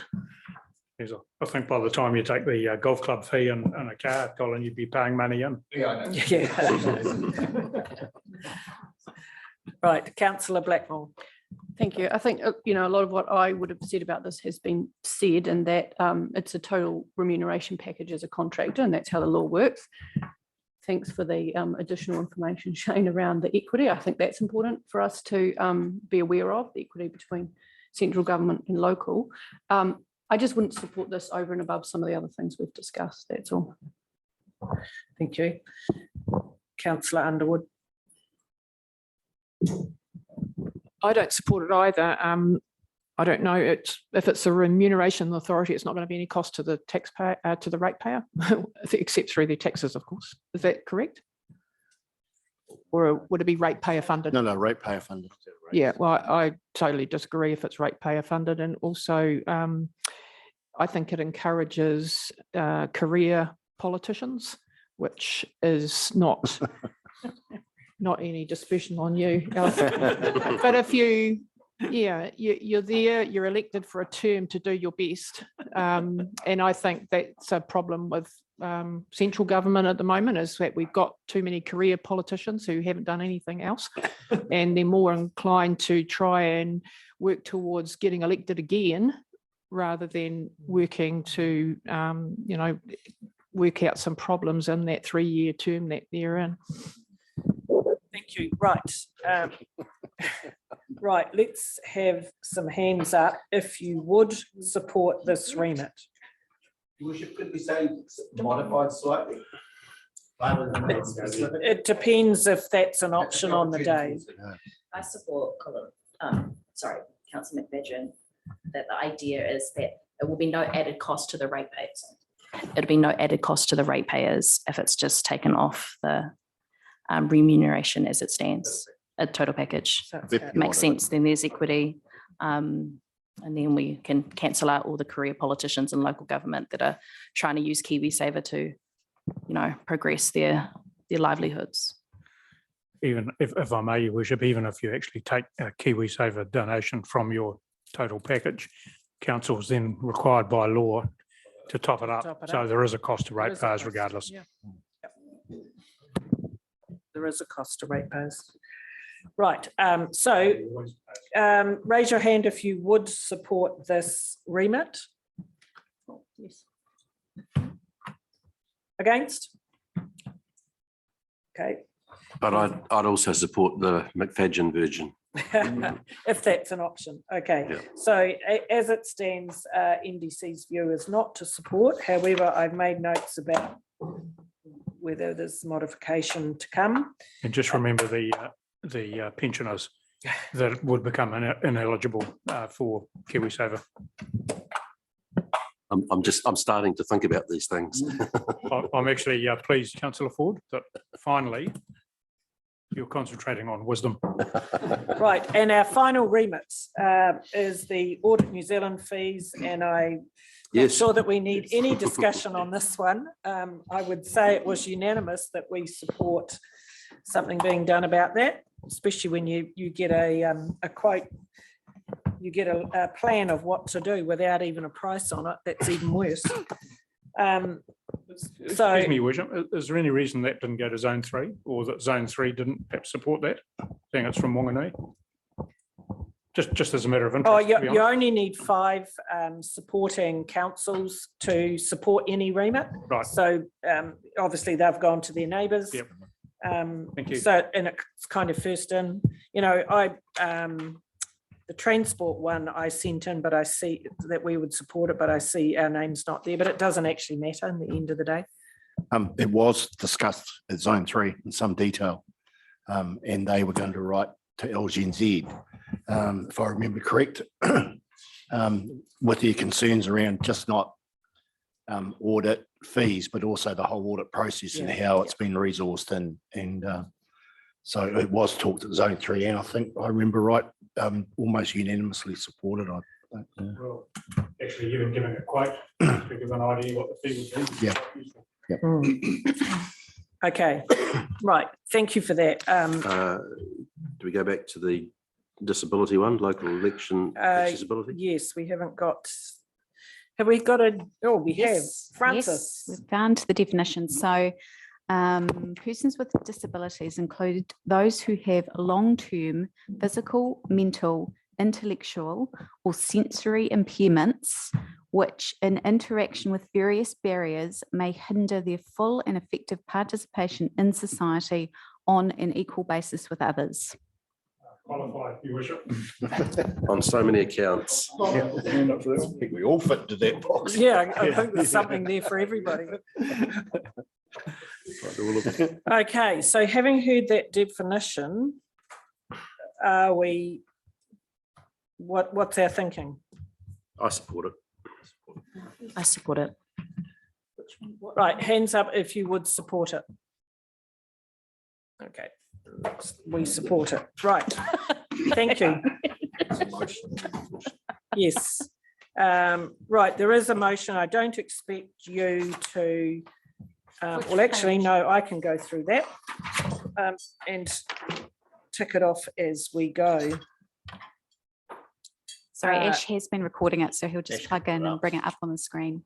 Thank you.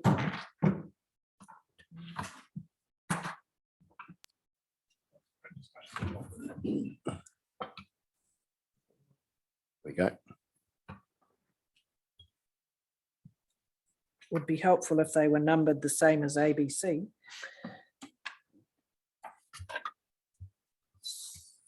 All there. Does not. Yep. Supports. Does not support. Supports, right. I'm happy to move that the council A supports remit 1. B supports remit 2. C supports remit 3. D supports remit 4. E does not support remit 5. F supports remit 6. G supports remit 7. H does not support remit 8. I supports remit 9. J does not support remit 10. And K supports remit 11. Do I have a seconder for those? I'll second. Councillor Ford, thank you. All those in favour, please say aye. Aye. Against? Motion is carried. Thank you. There was a second part there. Second part. Request that Her Worship the Mayor, MDC's delegate, vote on behalf of the council in accordance with paragraph 1 of this resolution at the LGNZ AGM in July 2023. And note that if the mayor is absent from the AGM, the deputy mayor or chief executive will vote in her place as an alternate delegate. That's not intended to be the case, but we'll have it there. So Councillor Ford, you happy to move? Yes. Thank you. So have it moved and seconded. All those in favour, please say aye. Aye. Against? Motion is carried. Thank you. Right, let's break, adjourn for morning tea. Councillor Blackmore. Thank you. So just for process, on the day, you'll need to pick 3 of those. Is that how it will work? No, we vote on every single one. Every single one. Right. And you see we have 3? 3 votes. 3 votes. Our vote counts as 3. I see what you mean. Yeah. Big councils have more, little council might only have 1 or 2, whereas we're 3. Yep. And it's done electronically, so. Lara, that's why we're not supporting, if you look at the remits, the Manawatu District Council isn't there because we've only got 3 votes, so we're probably not seen as the power makers in local government. They're probably like, no, we're not going to ask Manawatu because I've only got 3 votes. I'm not the power players here. That's probably why they declined us. You can have the height, so. Yeah. Now I understand. Equity. It's got to go. We're not going to No, you should have trouble.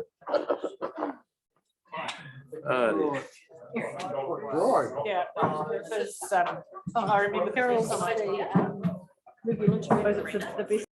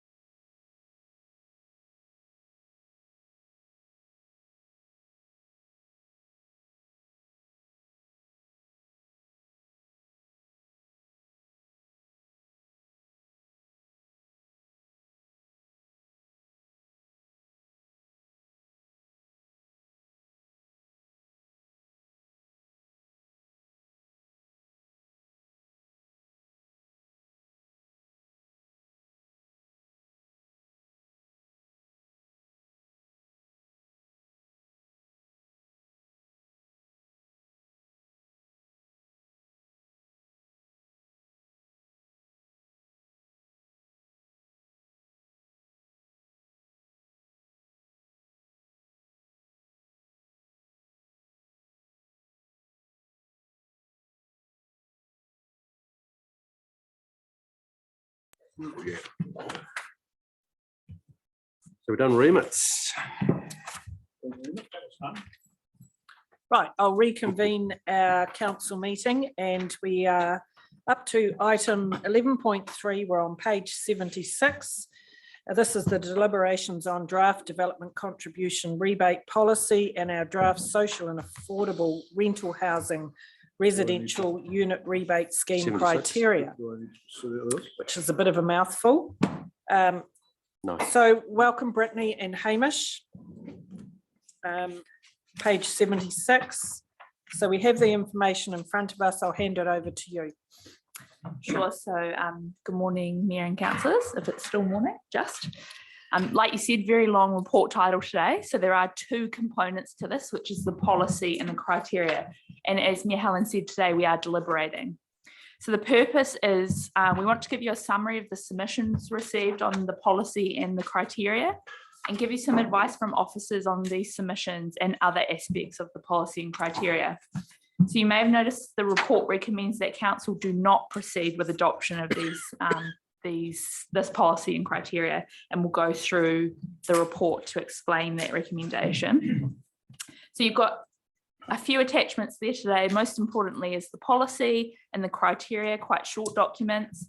And then you've also got the submissions received and a summary of that feedback. So some of the submissions you'll be familiar with from our deliberations on the development and financial contributions policy. So a lot of the submitters on that policy also commented on the social housing components. So just going to section 2 of the report. So the preparation of this policy and criteria was completed alongside the development of the DC policy, we call it colloquially. It sort of started at a council workshop in October 2020. Council was informed by the National Policy Statement on Urban Development and knowledge of pressures being faced by the community on the supply of affordable housing. Council directed officers to progress to the drafting of the policy and the associated criteria. At a later workshop, Council also discussed the total amount of funding they were proposing for the scheme, as well as the level of the rebate. So that was proposed to be $150,000 over 3 years with a 50% rebate per household unit equivalent. And you'll remember we discussed that definition when we did the DC policy deliberations a few weeks ago. So as I said before, the policy and the criteria as they went out to the community are provided in Annex 1 and 2 to the report. We did consultation alongside the long-term plan and the DC policy back in April and May 2021. We received 6 submissions that commented on the policy and criteria. So I'll just briefly summarise the views of submitters. 3 submitters explicitly supported the draft policy and scheme criteria. And also 1 requested that council consider the ability for developers to pay over multiple years instead of at once. A common theme across the submissions was that there's a great need in the community for social and affordable housing, as you'll all be familiar with. 1 submitter used an example of someone who owns a number of affordable rental units that wouldn't be eligible for the rebate under the scheme criteria. A submitter commented on the limited impact of the policy given its limited scope across the spectrum of housing need. And another submitter commented on the limited pool of money available. 1 submitter commented that they noted council was not proposing to recover the rebated amount from other developers. They recommended this was done because otherwise it would reduce the money council has to spend on growth related projects. So as officers, we sort of considered the submissions. There has been a bit of a delay due to staff changeover in this space. However, fundamentally is the view of officers that the approach proposed to utilise rates to fund a portion of growth is not in alignment with the decision by council to fund growth by development contributions. There's a few other points we've made here. So long-term application of the policy proposal with no corresponding cost recovery would actually reduce the available funding for DC funded projects, which are required to service growth within the community. We note that it's a one-off incentivization as opposed to potentially another mechanism which council could consider in its race remission and postponement policy, which would provide more of a long-term incentivization for those housing providers in the district. Also noting that there's two types of rate remissions that council already have that may be available to these types of housing providers. One is the charity rebate, the other is a small dwelling rebate. So an example is Manawatu Community Trust, who currently receive a mix of those types of rebates depending on their properties. If council were to provide a provision within its race remission and postponement policy, which Amanda is leading the review as part of the upcoming long-term plan, you just need to pay careful attention to the eligibility criteria to ensure it's enabling of the outcomes you are seeking. I've also done some research on the other councils that have development contribution rebates for social and affordable housing. So Christchurch have a development contributions rebate that is pretty much exactly the same as what was proposed to the community and the ones we went out to. So it's almost a copy and paste with some extras. I did note that Christchurch has since implemented a covenant required for rebates given to properties that says they are to remain for that purpose. So that tells me they may have had an issue with people changing the purpose of those developments. The website also noted that Nelson has a rates remission for social and affordable housing, and Auckland has a rates remission for Papakainga developments. I've just put a little note in section 4 about the experiences for Māori in the social and affordable housing space. So this is something to pay particular attention to if council were going to develop a different approach, and the recommendation from officers is that specific engagement is undertaken with iwi on any proposal.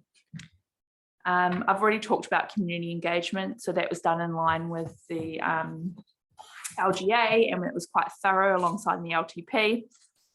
In terms of financial implications, obviously if you were to not proceed with the recommendation of the report today and actually implement the criteria, you would need to ensure there was provision in budgets for this purpose. Obviously this hasn't been provided in the latest annual plan, so you'd need to provide it within the long-term plan upcoming. This means that the policy and criteria wouldn't be operative until that year 1 of the LTP. So that's a lot of information, but over to you, councillors, for any questions or comments. Thank you. Councillor Ford. Thank you, Your Worship. I'm certainly open to alternatives as you've discussed, and but I would really like to see something on the table tomorrow. This has taken rather a long time. We gloss over really quickly staff changes, but it's 3 years. And so I'm just keen to see something happening in this space to encourage social housing development, so that we're doing something. And I'm likely to accept your advice to not run with the proposal we have here, but I really would like to see a proposal pronto, as in, really soon. We agree, Councillor Ford, and as I said, the review of the rates remission and postponement policy is sort of happening now. So Amanda said the next time she'll speak to you, there'll be a discussion about the incentivization within that item. Next time she speaks with me, okay. With council workshop, AMS. Oh. Yeah, not just you. Thank you, Councillor Short. Thank you. Yes, I'd like to see something running off the ground as soon as possible, especially in the current climate and the continued shortage of social and affordable housing. Just for clarification, the rates rebate and what scheme? What's the name of it? Rates remission and postponement policy. So am I right, when the rates are struck?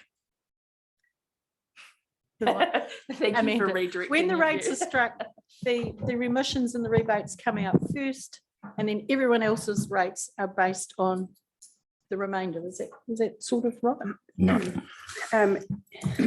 kind of. I think we're probably going to explain the same thing, but slightly different. Okay. So when we work out what council requires to rate for the whole of the year, we take into account that we get remissions from that. They currently sit at around $1.4 million. So the total remissions in the last year or two have been about 1.4. So we know that we're going to be rebating 1.4, so we increase the rates to match it off, so we get what we need.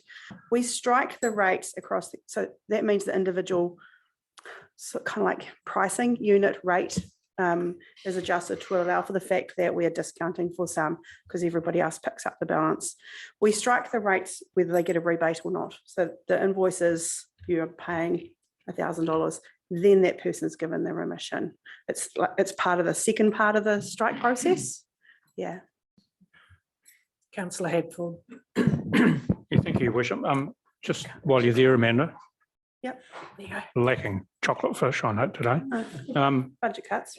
So when somebody applies, as we discussed in the remits this morning, when somebody applies for a rate rebate funded by the MSD, so does council actually send an account to MSD basically for their portion of the rebate?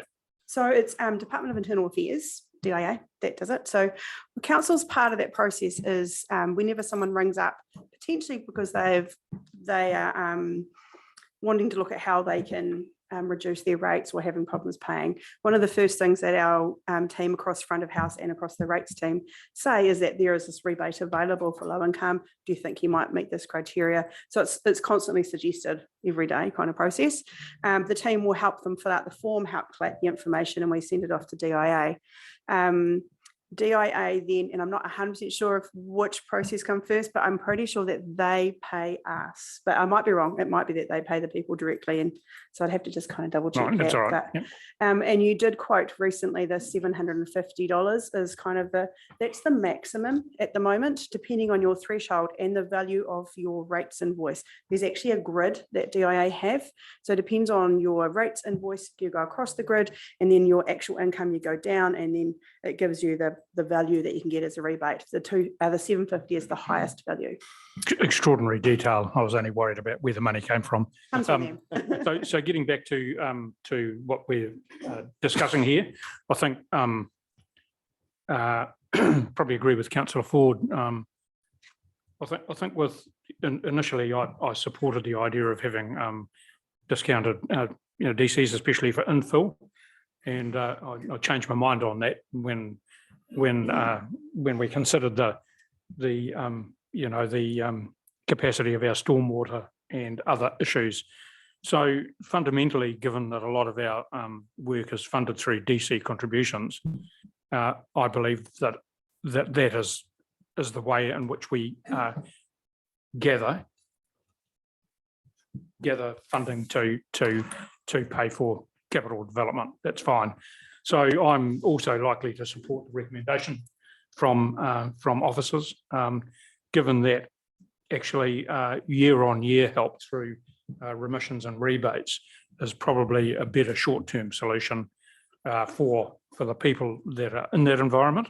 But the long-term environment of funding capital growth for council, of course, is another kettle of fish. So I'm likely to support the recommendation. Thank you, Shane. Yes, so just a couple of things. The first thing is whatever we decide to rebate has to be paid by somebody, because the capital cost of the work required for growth won't go away. It is what it is. The other thing that, and I haven't done any more work on this, but for those that were at the combined economic development and community development focus group meeting the other day, Tyson Smith from Community Trust mentioned that as soon as they become a chip, that these other social housing providers can use them to access money from MHUD for social housing developments. Now, I had a quick talk with Tyson about that, but I haven't investigated. But to me, that's a more viable option for council, because that's third-party funding that we can absolutely inject into the community. I would like to do a bit of work on that. And the final point, I think, is that you know, we won't be able to bring this in straight away. As Brittany has said, it would have to go in default if you decide to go with it to the first year of the LTP. So we're a year away from being able to do that in any case. So I just thought that was an important point about community trust getting that chip status, because that opens up doors that currently are closed for us. So. Councillor Quarry. Thank you. Obviously, there's some thoughts on what should proceed after this. What are those thoughts and how do they differ to this?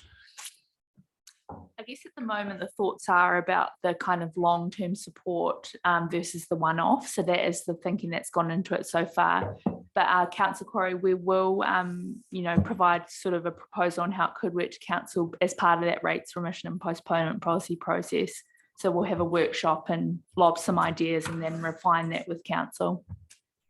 But maybe you could put some recommendations forward. That would be helpful. Councillor Blackmore. Thank you. Yeah, I'm largely supportive of what's been proposed. I'm curious about some of the feedback around potentially phasing contributions and if there's been any thought about the validity of that recommendation. So my understanding, Hamish, will potentially comment on this. We have a mechanism called developers agreements. And over to me. Thank you, Brennan. Yeah. So, essentially, that there is that provision there that if a developer essentially wants to negotiate a phased payment, we have that capacity there. It's not necessarily a given, but in terms of either cash flowing a multi-stage development, typically would apply to the bigger developments, although not always. So we don't need anything new over and above what's already in sort of the council toolbox for that to happen. Councillor McFadden. Thank you, Worship. I have some concerns around, in effect, subsidising infill housing. I think that if you look at our balance sheet and our debt cap, we're at a point where having funded Precinct 4, we've parked up the Turners Road extension to keep the rates down, that we really need to actually fund our development by the user contribution, not subsidise the cost and us fund it for the long term. I just don't think we're in a financial position to do that. Councillor Underwood. Point 3.11 or 11. What's being proposed there is what's been adopted by 2 of those councils that you mentioned. Just Christchurch. Yeah, just one. The other town. Like Christchurch was doing the DC, wasn't it? Yes. But the other 2, Oh, sorry, yes, they were doing the rates. the other 2 were doing the rates, and where it's a long-term incentivization, that would be, are you thinking for people who build these houses and then rent them so that the rates are lower? Yes, I suppose if you could meet the eligibility criteria year on year, you would continue to get the rates rebate. Whereas I suppose that's that issue that Christchurch may have had, that they qualified once, got the discount, and then the use changed going forward. Yeah, so also the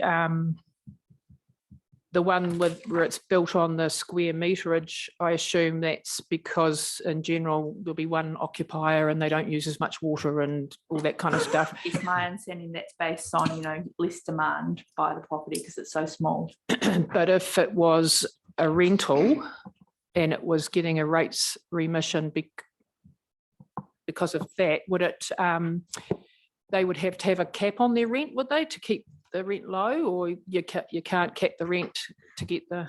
So the remission that you're probably referring to is the small dwelling, 65 square meters. There is criteria on that, and it is about the drain on the network, and there are a few properties that actually do have that. I don't believe, but I have next council meeting, which is the first council in August. I have my senior rates officer who will be here to be able to answer any of your rates queries, all those little idiosyncrasies. So we have a current small dwellings remission. You may want to choose to tweak that as part of our LT process. There will be some criteria. We chose 65 square meters. It might not be what you want to have going forward. That's part of that discussion. We can talk to you about what types of properties fit that criteria and what types of properties don't. So that will be part of that process, and we can give you a lot more clarity. I was just thinking of a developer building a whole lot of these small places and getting a rates rebate because of it, like I can understand with the owner occupier, because they've got a small footprint, but you could still, if there's a housing shortage, make the rent high.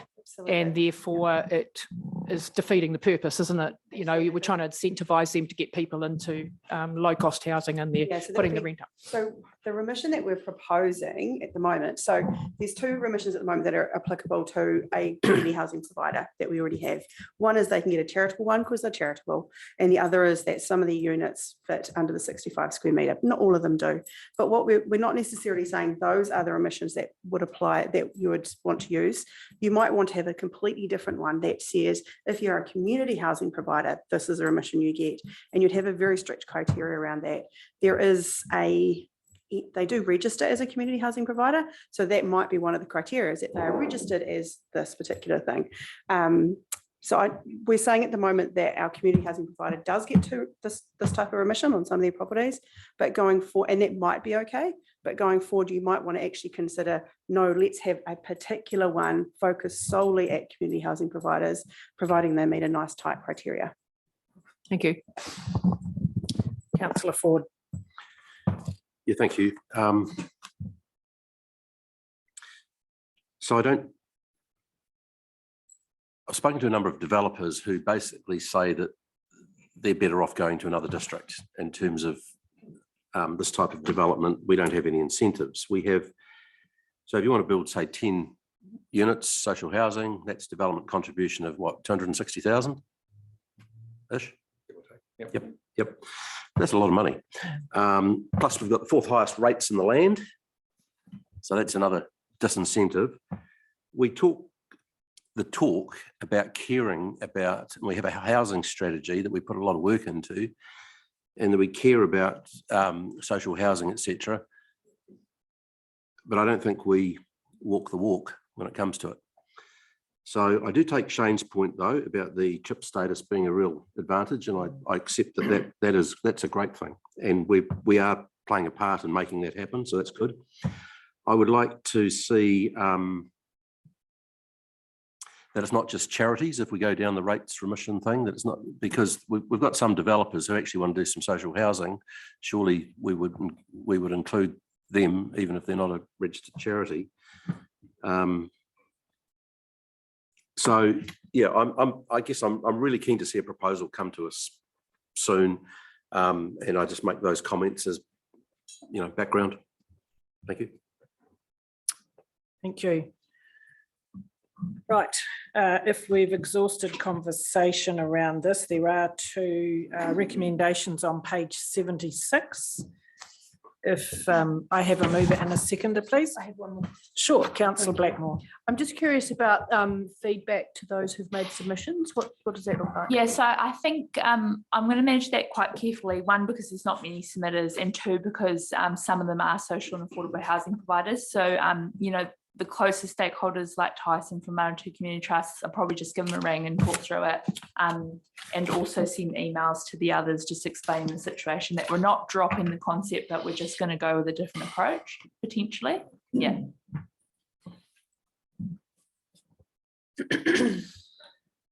Okay, thank you. Councillor Ford. In respect to recommendation 2, would our staff be able to recommend perhaps a time frame for the last part of it, and instead explore alternative enabling mechanisms as part of future strategy and policy review processes? Could we ask for a date or something to come back to us within a time frame? Would you be happy that we include that in the long-term plan work that we're doing?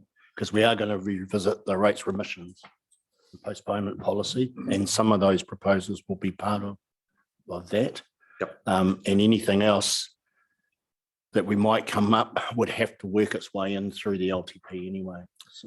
So yes, and also going back to, I think it was Councillor Blackmore's question about how we answer the submitters. I'd like some sort of time frame to go back into those replies as well, so that we're, it is a long time. Councillor Ford, I'll send them today and we'll make the calls today. It's not so No. much that, it's what we say. It's what we say. It's what we say, because they made those submissions 3 years ago-ish. And if we're just going to say, we'll look at into some options in the future, they'll be thinking, well, I don't know what they'll be thinking, but it would be really nice to be able to say, as part of the long-term plan process, so decisions will be made whenever, so that they forget about long-term plan process, because that doesn't mean anything to most people except us.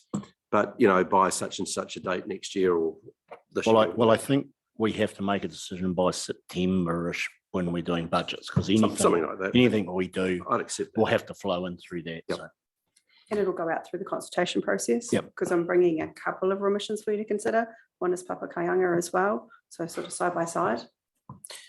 So are you suggesting, Councillor Ford, that we would put a time frame into the end of recommendation 2? I'm guided by Mr. Harris in terms of what would you be comfortable with there? Well, I think this is very much dealing with deliberations and the two policies. If council's comfortable that I give you an undertaking that we will do that and come back to council prior to September, I don't think you need to word it into the recommendation. Okay, I guess I'll accept that. For us, it's more to be able to go back to the submitters and say that we'll have a proposal on the table by September this year or something like that. That's my main point. Comfortable with that. Thank you. Thank you. So on that basis, would you be prepared to move those recommendations? Okay. Or not? I move one, that council receive this report and the submissions on the draft development contributions rebate policy 2021 and the draft social and affordable rental housing residential unit rebate scheme criteria 2021. 2, council decide not to proceed with the adoption of the development contributions rebate policy 2021 and the social and affordable rental housing residential unit rebate scheme criteria 2021, and instead explore alternative enabling mechanisms as part of future strategy and policy review processes. Thank you. Have a mover. Do I have a seconder? Councillor Hadfield, thank you. Any further discussion? If I may, Your Worship, just noting on, I think page in one of the submissions, where the comments made that I expect that what I have to say in the submission will have little or no influence on the council deliberations. And I think it's important when we've got submitters making those comments that we actually do the right thing in terms of, one, how we respond to them, as Councillor Ford has suggested, and very clearly that there's a plain English explanation of actually what's to happen. And when I look at that bit of feedback, again, I think it's incumbent on us to actually do the right thing in the way that we interact with those submitters. Thank you. So I have a mover and a seconder. I'll put the motions. All those in favour, please say aye. Aye. Aye. Against? Motion's carried. Thanks, Brittany and your team. And look forward to part 2 of that one. So now we're on page 106, 11.4. This is the review of the roading services delivery under the section 17A review. Welcome, John.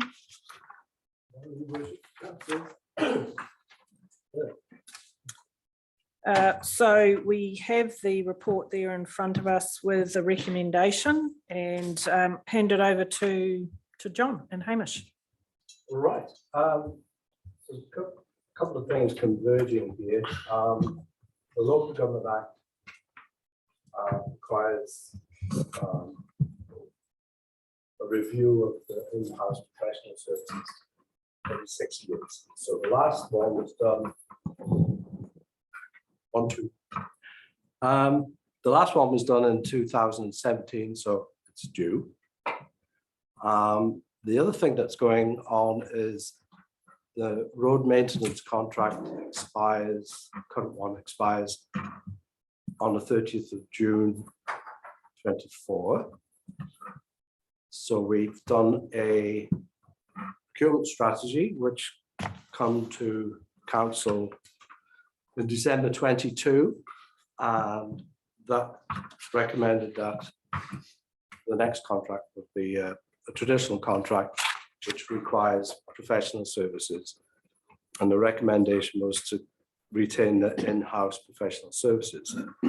Now, that went to Waka Kotahi for endorsement and we received a letter back on the 20th of February 23 saying yes. But both the council paper and the Waka Kotahi letter says that you have to do a section 17A review to confirm that you're going to retain the in-house professional services. So we did a bit of work to see if we were worth keeping on. And with the network, we are based on the number of vehicles per kilometre travelled. So you can compare it with apples with other rural district councils. We are $6.27 per 100 vehicle kilometres travelled. Whereas the median for the other 25 rural district councils is $12.82. So we're really quite cost effective. And then for the condition rating, this is gathered by a high-speed truck that with lasers and it collects all the data. And the pavement condition for the average pavement condition for 2018 to 21, we were 95%, and that median for the other 25 councils is 95%. So our condition of the network is it's in good condition. And this has been, we're now doing the LTP and the asset management plan, and the data that we're looking at today says that we're still maintaining good standard of network for a remarkable low cost. So that suggests that we're not doing too bad. So now you could do an entire review at tremendous cost to see if we should be retained, or there is section 17A 3B, which says that where the benefits of the section 17A review clearly do not outweigh the costs, the use of a significant amount of staff time and associated resource to undertake section 17A will be avoided. So that's it. So you want to retain the in-house professional services. And if I could just, thank you, John. And yeah, the recommendation is obviously that we do. And if you look at what are the other options, they would be essentially external consultants or contractors providing that service, or an amalgamation or sort of shared service with somebody else to provide on our behalf. And we know from our local market intelligence that there's no other organisation that we would be looking to provide our professional services. And if we went to an external consultant, I don't believe it would be cheaper. Thank you. I guess the bit that is of interest is the stats around how MDC's roading activity, pavements, etc. stacks up.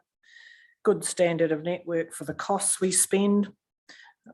Some of our ratepayers would dispute that, but I guess this is based on the standard across the country, but it's not necessary to say that standard across the country is good enough, is it?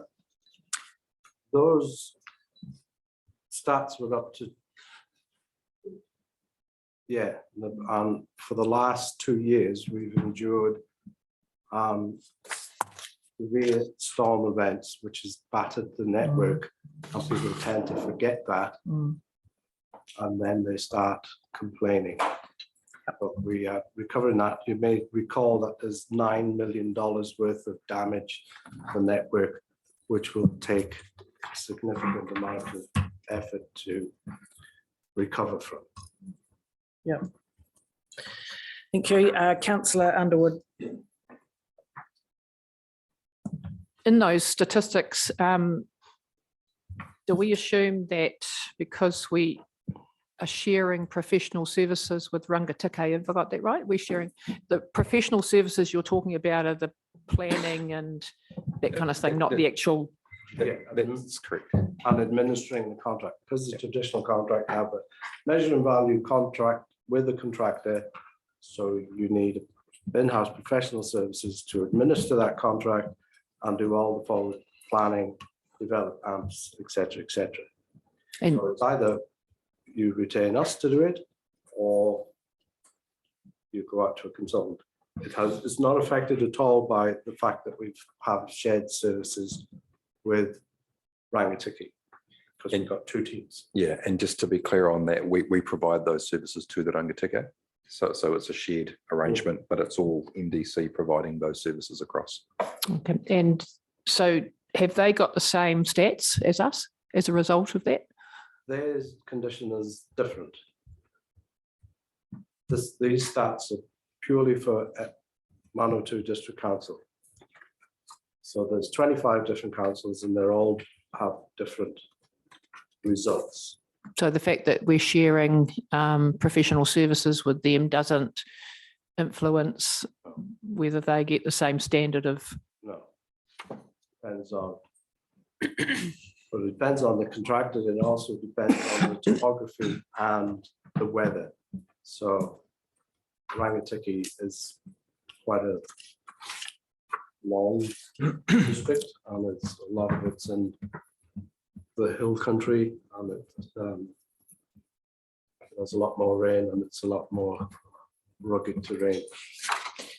So that amount, that $6, is that for the professional services, not the actual. This is the total cost of the professional services and the roading contractor. Of running the contract. Right, okay, thank you. So it's kilometres travel. Councillor Ford. Thank you. Sticking with the same figures, the average costs. What is the range across those councils? We've got two figures. We've got the median, and we've got ours. But what's the range? Is anyone lower than us? About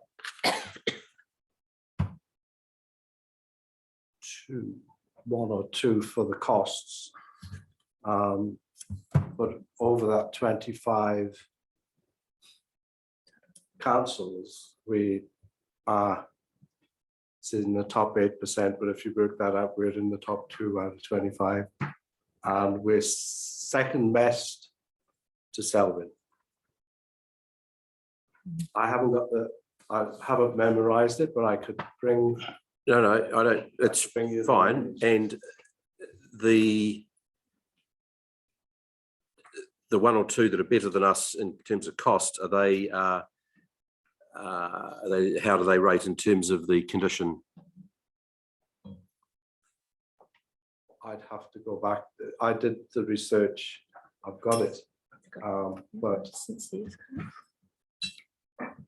I couldn't tell you off the top of my head. But if you want me to find out, I could tell you. What I'm trying to work out is, I mean, we've got two figures there, which is great, but I've spent a bit of time with statistics, and there is an old saying, which I won't go into, but trying to, for us in terms of our decision making, first of all, I'll say I'm totally in support of the recommendation. Okay, put that aside, but it's still, this is interesting. So it sounds like there might be one or two councils that are able to do it at a slightly lower cost than us. So I'd like to know what. So that's fine if they're at the same condition standard as us or better, that's good on them. But if they're doing it cheaper, but the standards are a lot lower, that's worth knowing as well. So I'm just trying to get an overall.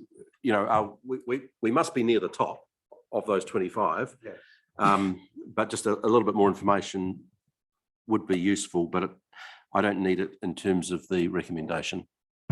I did to get my Masters of Construction Law. This was the research I've done, so I could provide you with my thesis, and you'll see the graphs, and you could figure it out for yourself. Thank you. I'm needing a new anchor for the boat. So, We could bring that information to a future infrastructure focus group if there was there's interest two in all that. graphs, and we could provide that. Thank you. Councillor Blackmore. Thank you. I didn't see any indication of what the cost of a review might be, so I'm curious about what that is. Yeah. And are there any other benefits from doing a review? For example, this is where you're doing great. Have you thought about, let's not change the approach, but have you thought about some of these other things where you might improve professional practice? That was essentially what the whole purpose of the procurement strategy was. So that was brought to council last December, and that was done by an independent consultant who went through the whole lot. It says Okay. So nothing in addition to what's already been done? The procurement strategy and the market analysis was that thorough that it was essentially a thorough review of the way we provide road maintenance and renewals. Yeah. And the estimated cost of a review? I'm unaware of what that might be. Per year? We're doing what is it called? A Section 17A 17. review. What would that cost? The procurement strategy cost, it was 40,000, and that was shared with RDC. So this would be similar if we did this one. No, to do this, what you would have to do is basically write a contract for professional services. And then you would have to price what those services would cost if it went out to consultant. And then you could compare that cost with what we cost. But I deal with consultants, so when I have to put things out to tender with consultants, I can tell you now, they cost considerably more than we do. So I'm saying we are reasonably priced and we're delivering a good service. So for your money, take a choice. Councillor Belsky. I'm just a little bit confused. With the contract finishes end of June next year of the current Higgins contract. Yeah. But you're not going out to the market to get quotes from other companies to do the following years. No, that's separate. Oh, that's thing. separate. Yeah, this is the professional services, the council staff, the ones you send emails to. Okay, no, thanks, John, That's for us. clearing that up. Yeah. Contemporaneously, we are preparing a contract that will go out to tender. And we've got a workshop on the 3rd of August where that will all be Right, no, explained, that's where good. we're up I to just wanted with to that clear that up. process and yeah. Councillor Campbell. Thank you. Following the questions from my colleague next to me, just running about, so what we're being asked here is to approve the continuation of the roading professional service delivery, your engineers. And, yes. So on, as is. Yes. The roading maintenance contract is separate. That's a separate issue. Right. All right, thank you. I'm just, again, a bit concerned about, lack of evidence or advice on the cost of the review without, any consideration of alternatives. I mean, in the back of my mind, I feel as though we're doing well and we've got a great team and they deliver a good job and that's the right thing to do to continue it. But there is an alternative, and as you mentioned, you could outsource that work. Yeah. If there's parties available to do that, and how much it might cost, and whether or not it might be more efficient to do it that way. That's an alternative I think we should consider. Have you considered that? Or are we just dismissing the idea and just barreling ahead with what we've got? Yeah, so I think through you, I think essentially the report and the recommendation is saying that to do a full independent assessment of that under the terms of the 17A review, we've already kind of done part of that through the procurement strategy development. If you took a figure of say $20,000 to $30,000 to do a full 17A review, as John said before, one of those outcomes would be, is there another council we could work with? Would be one possible for them to provide services to us, and what would that look like? Or based on a schedule of professional services, what would a consultant's delivery look like? So we know from the industry that we're in that there aren't other councils in our area that have the capacity within the time frame to look at providing shared services to us. We know from dealing with consultants a lot that it will not be cheaper to go out externally to a consulting group when you're starting at $150 to $250 an hour for everything, compared to the in-house team that we have. $300. Yeah, for the good ones, yeah. So essentially what we're saying is, given the market knowledge of our local councils and what a likely consultant cost would be, we do have an existing in-house professional services arrangement. It is working as demonstrated by the statistics on the value for money on the network.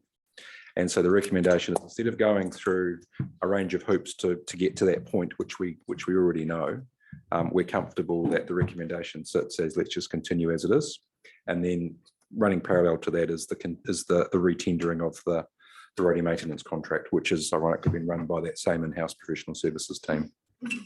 So. And it's not locked in forever and a day. Like if you decide that you'd like to have an alternative arrangement, then you can do a Section 17A review. But considering that we are about to go out to tender, we'll have all the administration and all of that over the next 12 months. It wouldn't be wise to do that at the moment, but once we've got over that hurdle and we've awarded the contract, the maintenance contract, to a contractor, and we get to that stage, then you've got 3 years. And if you want to do a Section 17A review again and do a full one and see if it's more cost advantageous to take on a consultant or whatever, you can do that. You can do that, yeah. Thank you, Councillor Short. My question's been answered. Thank you. Councillor Hadfield. Thank you, Your Worship. I'm supportive of the motion. I think retaining good in-house capabilities actually, to me, one of the fundamentals of localism and our desire to push and attain localism in community involvement in local government, which we won't get into now, but severely under threat. So I believe that anything we do to maintain that capacity that we currently have, that as John has said, is covered off under 17A3B, just had a lock, is worthwhile. So absolutely, I support the motion.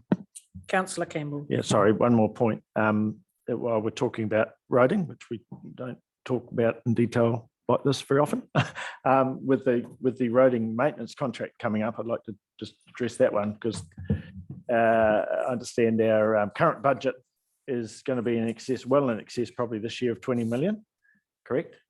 Total roading budget. Including emergency. We're already up to 16 million now, and we've got another quarter to go. Plus Rangitikei. What's the budget over there? It's about another 10 million a year for base maintenance plus emergency. Okay, so about 30 million. Now, just on the back of the envelope figures that I've done, normally in a private contracting business, you'd be looking for 10 or 15% profit. So there's 3 to 4 million of profit we're giving away to a private firms across the district. So I'm just wondering, perhaps I've got to ask the Chief Executive for the history why Heartland Contractors was wound up at the time, because that was doing some maintenance work back then for a period of years. That was about 10 years ago now. Why that option didn't work or was not continued with? With due respect, Your Worship, I think actually we're a bit off topic on. No, it's not. I don't believe it is. The roading contract separate to this, isn't it? With due respect. If I could suggest, as John's mentioned, when we bring the roading maintenance contract to the workshop on I think it's the 3rd of August, that's probably a good opportunity and workshop to discuss some of that, and then we can do our homework as well. Yeah, because I wasn't here when that all happened, so I'd have to dig through the archives to. I don't think there's any doubt, Your Worship, that the community are going to give us every bit of advice that they're able to in terms of the roading contract. Councillor Campbell's actually, but I believe in terms of the recommendation that's in front of us, it is, in my understanding, a separate topic to what's in front of us. I may be wrong, of course, because I've been wrong before. Councillor McFadden. Thank you, Worship. I think that when we look at this, my belief is that when we look at our key people, we have the neck-top and the laptop. Right, and I'm sure we've got all the laptop processes and all the records, but if we look at bringing in an external consultants, then there would be no doubt that we would fund their learn curve. And I don't support bringing it in where we have an effective team, and I think we would undervalue the cost of bringing someone else in externally. Thank you. Right, so Councillor Ford. I'm going to accept John's recommendation that he keeps his job. So I'm going to move that council approves the continuation of in-house roading professional service delivery with an associated road maintenance contract, and confirms that the benefits of undertaking a Section 17A review of the delivery of council's roading activity does not justify the costs of undertaking the review as allowed for by Section 17A 3B of the Local Government Act 2002. Thank you. Do I have a seconder? Councillor Hadfield. No further discussion. Put the motion. All those in favour, please say aye. Aye. Against? Motion is carried. Thanks, John. Thank you to you and your team. I'll put those graphs in the presentation for the 3rd of August. That would be appreciated. Thank you. John, can you also please send the elected members your thesis? I'd love to see it. Right, item 12, no late items, so we can go straight to the public excluded resolution, and I will move that the public be excluded from the following parts of the proceedings of this meeting, namely confirmation of minutes, confirmation of audit and risk minutes, and the release of public excluded resolutions to open session. Can I have a seconder, please? Councillor Ford, thank you. Put the motion. All those in favour, please say aye. Aye. Against? Motion is carried. Thank you.